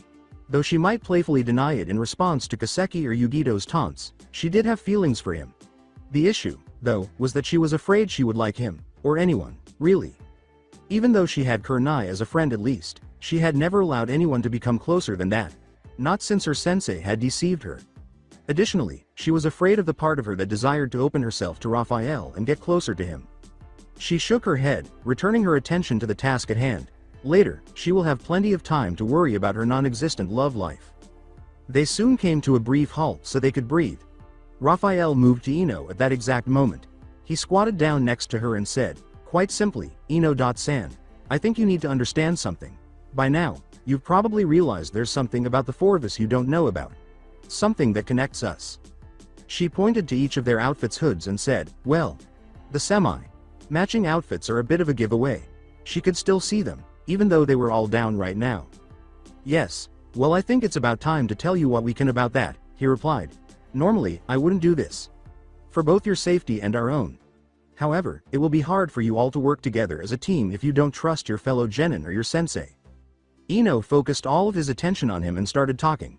We're part of a group that is dedicated to certain goals. I at least am loosely affiliated with Konoha, serving the Hokage when he requires my particular skills. Anko, Hinata, and Naruto here are members of my group. And what we specialize in, well, is assassination, he stated simply. It's why these two were teamed up with you and Anko. Because you all have skills or abilities that have potential for assassination work. Blinking at each of them, Ino turned her gaze back to Raphael. Okay, so what's the big deal about that? Why all the secrecy? Aren't all shinobi assassins? She inquired. At this point, Anko spoke. Well, yes and no, shinobi are sometimes hired to assassinate targets by a client, or asked to take out a target that is a threat to the village. Our group, well, we have particular criteria that need to be met regarding our targets, before we go and kill them. We only kill certain, select people. That makes sense, Ino stated, blinked at them. And are you testing me, to recruit into your group or something? She inquired. No, Raphael curtly replied. It is not that you wouldn't make a fine member, but it is that our group, it is not something that you can enter easily. It demands a lot of you physically, mentally, and emotionally. We only take those who are willing to live this life, or who truly benefit from our help. Anko and the others might teach you a few tricks that are common to assassins, but the particulars of our group, no, those will remain with us, he stated. With a quiet nod, Ino turned to face them. Okay, is there anything else you think I should know? At the moment, no, we can't share anything else. I hope this doesn't hurt the bond we've already been forming as a team, and if it does, I'm sorry, Anko replied quietly. Ino gave a headshake. Don't be sensei, she said, grinning a little. My dad's always been talking to me about how there's some things I can't know, not yet anyways. How they're best kept secret, for village safety and such. A few years ago I might have tried to weasel the information out of one of you, but now I understand why you can't tell me. As Hinata said, thanks Ino. And we're sorry about this. But hey, you know what they say. Curiosity killed the cat, Ino grinned a little too cockily. She laughed, and the others laughed too. Maybe, but no cat was as cool and as fine as I am, she said. Raphael got up and grinned. I'm glad you understand Ino. And even if we can't tell you everything, just know that you have allies you can depend upon. We'll offer you what help we can, he continued. That's okay. I'll follow suit, Ino grinned. You know, it might be a good idea, getting an outfit with a hood. Then we can all match, she stated. Anko grinned. Maybe when we get back to Konoha. For now, enough lollygagging gakis. Team 7 is in over their heads, and they need the obviously superior Team 8 to bail them out. So let's go, she replied. The genin stood up fast, and they resumed their journey after Team 7 as a group. Because they were accompanied by a civilian, Team 7 was traveling more slowly up ahead. Having witnessed them in action, Tazuna felt more assured about his protection. Kakashi claimed that they had been ambushed earlier by a pair of missing Chunin known as the Demon Brothers. They had used a ninjutsu to create a fake puddle of water, and when they emerged, they surrounded Kakashi with a chain that was bladed and tore him to pieces. The two Chunin had apparently been hiding from Kiba's and Akamaru's noses with scent maskers, so Kiba had been caught off guard. Sakura silently pulled out some weapons after seemingly noticing that the puddle was in the middle of the road, but she stopped when she saw her sensei being torn to pieces. She was startled, nevertheless, when she witnessed Sasuke spin around, using a shuriken and kunai to secure the chain between the two Chunin to a tree before launching them both into the air with 2 kicks. Sakura had moved to face Tazuna as soon as their chain broke free of their gauntlets, striking a fighting stance. A Chunin charged at her, but Sakura stopped him dead in her tracks, causing him to scream in terror as she used a genjutsu she had learned from some genjutsu scrolls Ino had helped her find. The other brother had lunged at Kiba, but Kiba had recovered enough to parry the Chunin's slash with his bladed gauntlet. After using Akamaru to attack the Chunin, he discovered that Kakashi had the man in a headlock and had then knocked the Chunin unconscious. It turned out that Kakashi had used a Kawarimi no Jutsu to pretend to be dead in order to determine the identity of the rogue Chunin's intended victim. He intervened to resolve the situation when he saw one of them pursuing Tazuna. Subsequently, Tazuna had admitted the truth. The trading Tichun Gato was holding his village and land hostage, and the only way he could stop Gato was by completing his bridge. Even after Kakashi stated that the mission's risks were elevated to a B-ranked level due to the missing nin, which was significantly higher than his genin team's level, he had begged them to proceed. However, Kakashi gave in, and now they were getting closer to the coast, where they would meet a boat that would transport them to Nami. When they got there, they discovered a man waiting impatiently next to a boat, dressed like a fisherman and sporting a straw hat. "Come on, get moving," he pleaded anxiously. "There's a fog bank rolling in over the water that should mask us from Gato's patrols, but I don't know how long it'll last," he stated. With haste, the team got into the boat, and the man pushed them off with an oar before turning on the motor.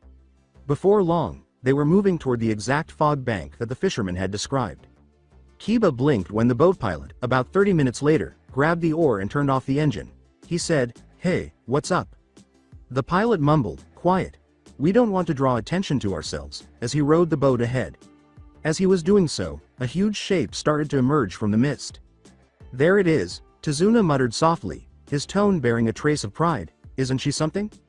In fact, they could now see that the shape was a sizable bridge, albeit one that was still missing a significant portion. It was still a pretty amazing sight. They silently followed the bridge, straining their ears to hear anything that might indicate there was another boat, but happily they heard nothing until they got closer to the coast and the muffled sounds of waves hitting the beach were heard. Kakashi briefly stopped the boat pilot as he was dropping them off. "Listen, if it's at all possible, can you or someone else try to return to where you picked us up? We're expecting reinforcements," he whispered quietly. The fisherman gave a headshake. Then Kakashi slid some cash into his hand, interrupting him, saying, "That's suicide. We were lucky to slip through this one time. I doubt I can do it 2 more times." "For your troubles," Kakashi grinned while the fisherman studied the cash. He then sighed and nodded. As Kakashi nodded to his team and client, he shoved the boat off and began to head back the way they had come. The team nodded and they started to leave. "Okay then, let's head out. Sooner we get to Tazuna's hut, the better," he said. Kakashi kept his wits about him, knowing that an attack might come at any time. As they made their way inland and Tazuna gave them directions to his house. As they moved farther inland, the fog didn't seem to be clearing, which made him more cautious. After nearly an hour of travel, he asked, "Tazuna, is the fog here usually this thick?"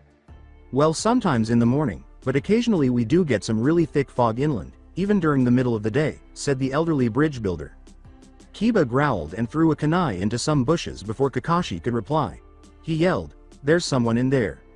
As Sasuke and Sakura raised their weapons, a rabbit appeared from the bushes and began sprinting away from the group. Sasuke scoffed, and Kakashi's one visible eye narrowed at the sight of the rabbit. "Your senses don't seem that impressive, dog breath," said the man. Kiba retorted, "Screw you, Uchiha. I smelled a person in those bushes," but Sakura cut him off. "That rabbit's fur was white. They only get like that in winter. It should have been brown since we're in spring," she explained. It was then that Kakashi's eyes grew wide. He yelled, "Everyone down," and pulled Tazuna to the ground as he heard a distant whirring sound. The genin also dove to the ground, just in time to avoid a huge blade that whirled around them before arcing upward and colliding with a tree. Almost as soon as it lodged in the tree, a figure landed on the handle. The Konoha shinobi quickly stood up, assessing their new foe. He was a tall man with a muscular, bare chest. He had bandages around his neck and lower face, and he was dressed in arm warmers and pants with a camouflage design. His head was haphazardly wrapped in a kirigakure headband, his short, spiky dark hair. However, there was a cut through the emblem on the headband, signifying his missing nin status. Zabuza Momochi, the demon of the hidden mist, Kakashi uttered as he narrowed his gaze upon recognizing the man from the bingo book. This should be fun. Kakashi Hitaki.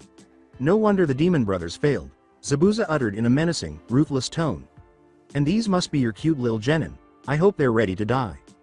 That made Sakura shudder, and Kiba laughed. He growled, Sensei, who's this jerk supposed to be? Zabuza Momochi, X. Junin of Kirigakure no Sato. He was one of their legendary 7 swordsmen, and master of silent assassinations. He left Kiri after failing to lead a coup attempt against the Mizukage, said he. With his murderous intent evident, Zabuza said, Heh, you didn't tell them the best part, Kakashi.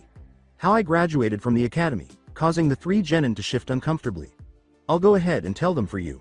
It's so much fun seeing them pee their pants. Sasuke asked, what should it matter how you graduated? Sakura answered in a low voice.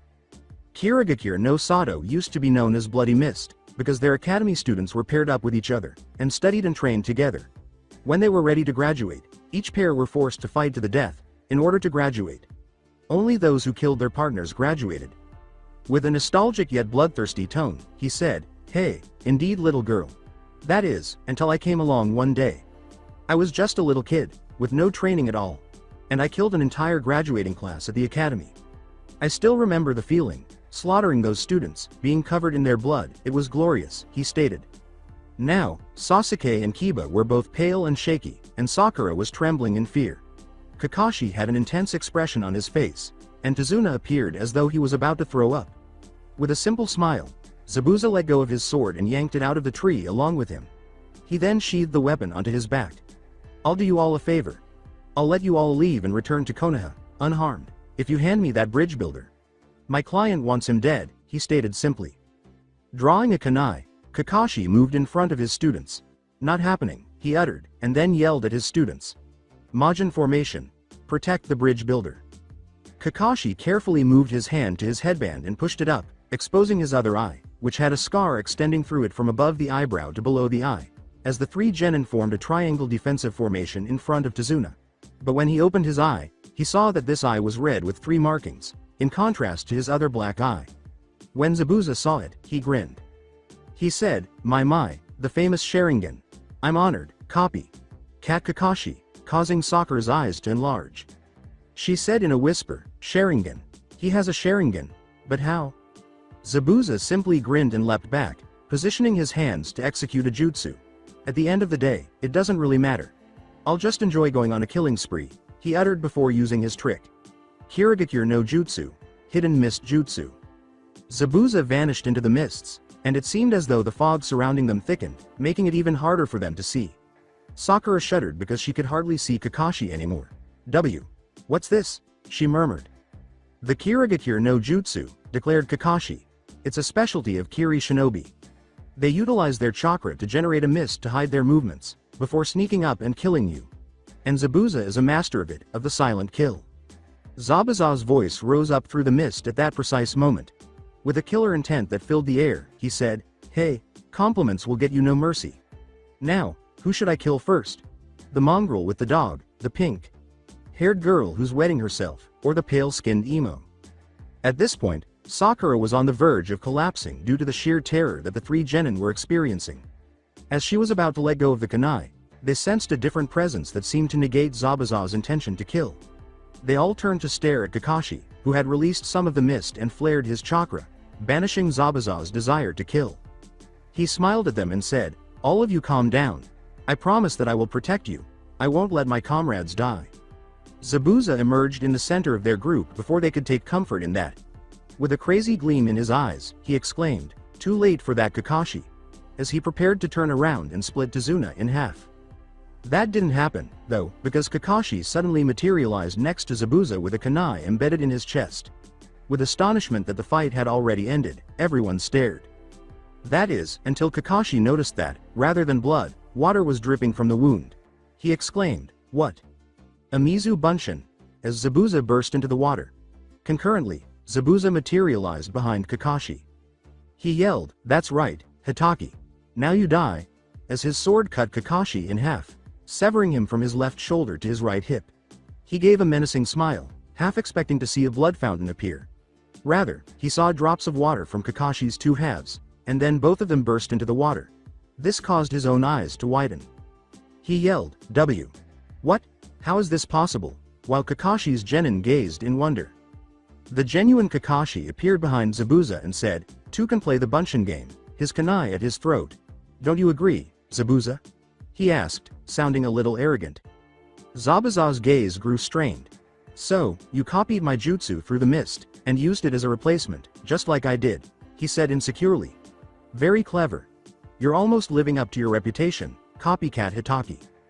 Kakashi questioned, "Almost?" but then saw his eyes enlarge when the Zabuza he had pinned burst into the water as well. Zabuza suddenly materialized behind him and swung his sword at Kakashi. Zabuza whirled around, driving his sword into the ground, and Kakashi dove to dodge the blow. Zabuza's hand reversed the grip on his sword, giving him the purchase he needed to spin and kick at Kakashi, just as Kakashi was about to swing around to stab his uncovered back. Though Kakashi managed to block the kick with his arms, the force of the blow still sent him flying. With a sly smile, Zabuza reached for his sword and was about to charge after Kakashi when he crashed into a nearby river. However, he stopped when he noticed caltrops all over the place. He remarked, "Hey, not bad Kakashi, but not good enough," before vanishing into the haze. As he surfaced, Kakashi gasped for breath and just blinked. Why does the water seem to be so thick? It ought not to unless... No, just as Zabuza materialized on the water above him, he realized in a panic. He ran through hand signs and touched the water surrounding Kakashi, saying, "Oh yes, Kakashi. You've fallen into my trap. Suiro no Jutsu, Water Prison Jutsu." With Zabuza's right hand holding the jutsu together, Kakashi was suddenly trapped in a ball of water that was raised out of the water. Kiba gave a fierce snarl. He yelled, ready to leap forward, "Kakashi! Sensei! Let him go!" but was stopped by Kakashi's muffled voice. "No. You all need to get out of here. Grab Tazuna and flee," Kakashi responded. Sakura yelled, "We can't just leave you, Sensei," as Tazuna reluctantly retreated. While he knew he was virtually worthless in this battle, he still didn't want to leave these children behind. Even as Zabuza grinned, Kakashi yelled, "You have to go. This battle was over the minute I was captured." He said, "Ah, you don't think I'll actually let them leave, do you?" while making a single hand sign with his free hand to summon a fresh Mizu Bunshin that emerged from the water, stepped onto land, and brandished its enormous sword. "It might have only 10% my own power, but I'm sure it'll be able to handle your little genin." Sasuke held fast to his kunai. "We can't flee, because he'll just kill Kakashi and come after us in person," he stated. "All we can do is fight." He and Kiba lunged forward as Kiba exclaimed, "That's what I like to hear." "Kiba! Wait!" cried Sakura, but her plea went unanswered as Akamaru changed into a duplicate of Kiba and the prepare fell to all fours. Kiba yelled, "Gatsuga! Fang over fang," as he and the changed Akamaru spun quickly and launched themselves at the Mizu Bunshin like two spinning tornadoes. The Zabuza clone did nothing more than raise his sword and swing it, sending the flat side crashing into both of the spinning tornadoes. Both Kiba and Akamaru were launched into the air, with Kiba landing on the ground and Akamaru crashing into a tree before reverting to his original form and falling to the ground. The clone smirked and said, "Pathetic," as he started to move forward, only to use his sword to stop a flurry of shuriken and kunai. The clone turned to face Sasuke, who was making hand signs, after glancing at Sakura, who had fired the weapons. Sasuke exclaimed, "Kaiten! Gokakyu no Jutsu! Fire style! Great Fireball Jutsu!" before inhaling deeply and launching a massive fireball towards the Mizu Bunshin. The clone only managed to sidestep as the fireball appeared to be squarely aimed. Sasuke's eyes grew wide, but just as he opened his mouth to spit saliva, one of the clone's fists found its way into the boy's stomach, nearly bending him in half. With its fist withdrawn, the clone let Sasuke fall to the ground, arms encircling his abdomen. Sasuke let out a cry of agony as the Mizu Bunshin drove him into the ground with a stomped foot. Sakura charged the clone, trying to confuse it with the standard Bunshin technique and yelling, "Get off him!" The Mizu Bunshin merely gazed at the trio of girls advancing, but abruptly extended her hand and grasped the girl on the left. lifted into the air. Sakura gasped and choked, fumbling at the hand gripping her throat. The Mizu Zabuza simply snorted in disgust. "This is what passes for genin these days. You're worthless, all of you," he uttered, drawing his sword and placing it over Sasuke, who was pinned. Pathetic. He was about to stab someone when he said, "You're all hardly worth killing, but better I do it now, then let you all live out your fantasies." Abruptly there was a muffled whistling sound, and then something hit the Zabuza Bunshin's chest. Alternatively put, something tore through the chest, dripping water in its wake. The clone gaped at the hole in its chest for a moment before bursting into the water. When Zabuza looked at the thing that had killed his Bunshin, he saw an arrow, and his eyes widened too. He said, "What the?" But then he heard two more whistling noises. His eyes snapped up in time to see two smaller, stockier bolts and another arrow coming his way. With his free hand, he managed to yank his sword off his back and protect himself from the three projectiles, feeling their metal pinging against his skin. He looked up and exclaimed, "What the hell is this?" And as he did, he discovered that he was staring at Anko Midarashi, who was smiling broadly as she descended towards him from above, her twin Yulax drawn. With no other option, he kicked backward, dispelling the jutsu holding Kakashi in place and avoiding her as she crashed into the water where he had been. Upon noticing a drenched Kakashi standing up as well, Anko smiled. "It seems like he's slowing down, Hitaki," she remarked, grinning a little. He looked back and demanded, "Not now, Anko. What are you doing here?" He observed Anko's genin tending to their wounds, supporting himself. A hooded figure he had seen a few times in Konoha stood with them. It was armed with a crossbow at the moment. Anko shot back, "You really that dumb? We're your reinforcements, sent by Hokage Sama to back you up and escort our own client to Nami. 3. Zabuza gave a growl before Kakashi could respond. He yelled, "So more Konoha weaklings for me to crush? Good." But secretly, he was beginning to worry. The odds were not on his side.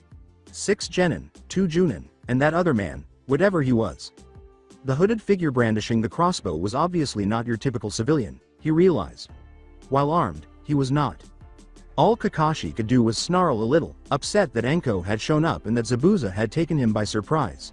He took out a kunai from his pouch and said, "Don't worry about it, Zabuza. You only need to worry about me." With a sudden disappearance, Anko jumped back a bit and saw the two's weapons clash in sparks. Before long, the two could be seen straining against one another with their weapons locked. With a growl, Zabuza leapt away from Kakashi, who quickly followed suit. As Zabuza swiftly went through the hand signs, sheathing his sword on his back, he noticed that Kakashi was making the same gestures. How is he mimicking me so fast? As they both arrived at the same final hand sign, he thought. Sweden. Suiryuden no Jutsu. Water style. Water dragon jutsu. Was exclaimed by both of them simultaneously. From the river they stood on, 2 enormous water dragons emerged and raced toward one another, colliding horribly. Zabuza had to tilt his head back to avoid Anko's slash as water rained down, splashing everywhere and saturating them all. After he had to duck due to a second slash, Anko spun around and kicked him in the chest, sending him flying. At that moment, Kakashi unleashed a barrage of kunai, piercing Zabuza's arms and legs and pinning him to a tree across the river from where they had been standing. After landing on a branch of the same tree, Kakashi looked down at Zabuza, who raised his head slowly to see him. He panted out, "You damn monkey," and Kakashi just prepared to cut Zabuza off. He uttered the words, "This is your end, Zabuza. Die with dignity," just as 2 senbon needles punctured Zabuza's neck. The missing nin gurgled, his eyes widening before he fell to his knees. As soon as Raphael, Naruto, and Hinata all leveled their weapons at the source of the senbon, Kakashi touched down and felt Zabuza's pulse. Standing on a different branch was a diminutive figure, not much taller than the genin, donning a full face mask bearing the Kiri symbol, striped calf, length pants, and a battle kimono. Instead of focusing on the weapons aimed at them, they appeared to be observing Kakashi remove his hand from Zabuza's neck. "He's dead," the Konoha Junin declared, pulling down his headband to hide his Sharingan eye. As they leapt off the branch and landed next to the body, the masked figure nodded. "I appreciate you diverting his attention. It provided me with the ideal chance to kill him," they uttered in a voice that was almost monotonous. It was difficult to tell what gender they were because of the way the mask muffled their voice. Anko raised an eyebrow. "You're one of the Kiri Hunter Nins, aren't you? An odd choice of weapons, using senbon." The Hunter Nin said, "I find them sufficient for my purposes," as he carefully lifted Zabuza's corpse onto their back. "Please excuse me." But I have to dispose of the body, they said, slowly making a single hand sign. Red flags flew up in Anko and Kakashi's minds immediately. Just as Anko was about to throw a kunai, the hunter nin vanished along with Zabuza's corpse.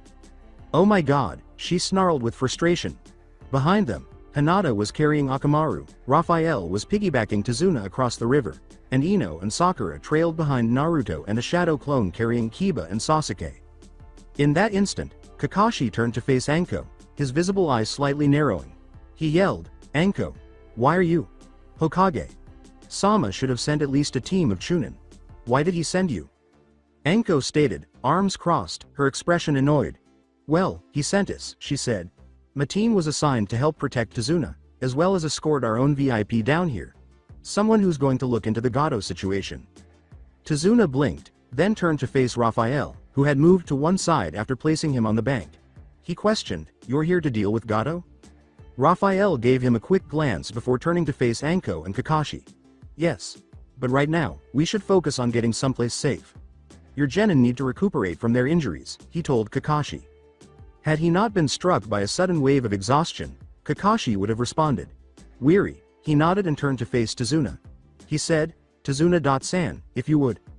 With a simple nod, the bridge builder signaled the teams to start packing up. In another area, the hunter nin calmly completed taking off the bandages from Zabuza's neck and then took off their mask to reveal the face of a young woman. The white rabbit hopped into the clearing next to her, and she grinned. She said, "I'm glad you made it out of there safely," and then she unfolded a medical kit. She took out 2 tweezers and was just about to grab the first senbon when Zabuza's eyes snapped open and he took a deep, painful breath. All hunter nin could do was smile at him. She said, adding some warmth and vitality to her monotonous voice, "Welcome back, Zabuza, Sama." He growled and gave her a fierce look. "Oog. Haku, you sadist, did you have to hit my neck?" "It was the best place to ensure our escape," she stated. She started to carefully remove the first senbon while Zabuza stayed motionless, saying, "Now please don't move. You could really die if I don't extract these properly." He growled and tried to move after she was done, but his muscles had seized up. Haku continued to smile in response to his glare. "A side effect, unfortunately. Your body needs time to heal. I'd say a week at least, before you are fully healed." "Fine. While I'm healing, I want you to investigate those new shinobi who arrived," Zabuza replied. "I want to know who they are, and how dangerous they are. With 2 Junin and that many genin, we can no longer simply rush in against them." She said, "Of course, Zabuza. Sama. But first, I must ensure your safety and well-being." She then carefully picked up her rabbit and tucked him into her battle kimono after packing up her medical kit and putting it away. With a quick sling of Zabuza's arm over her shoulder, the two vanished from sight, leaving no sign of their presence. That's it for today. I hope you guys enjoyed this great story. See you in the next one.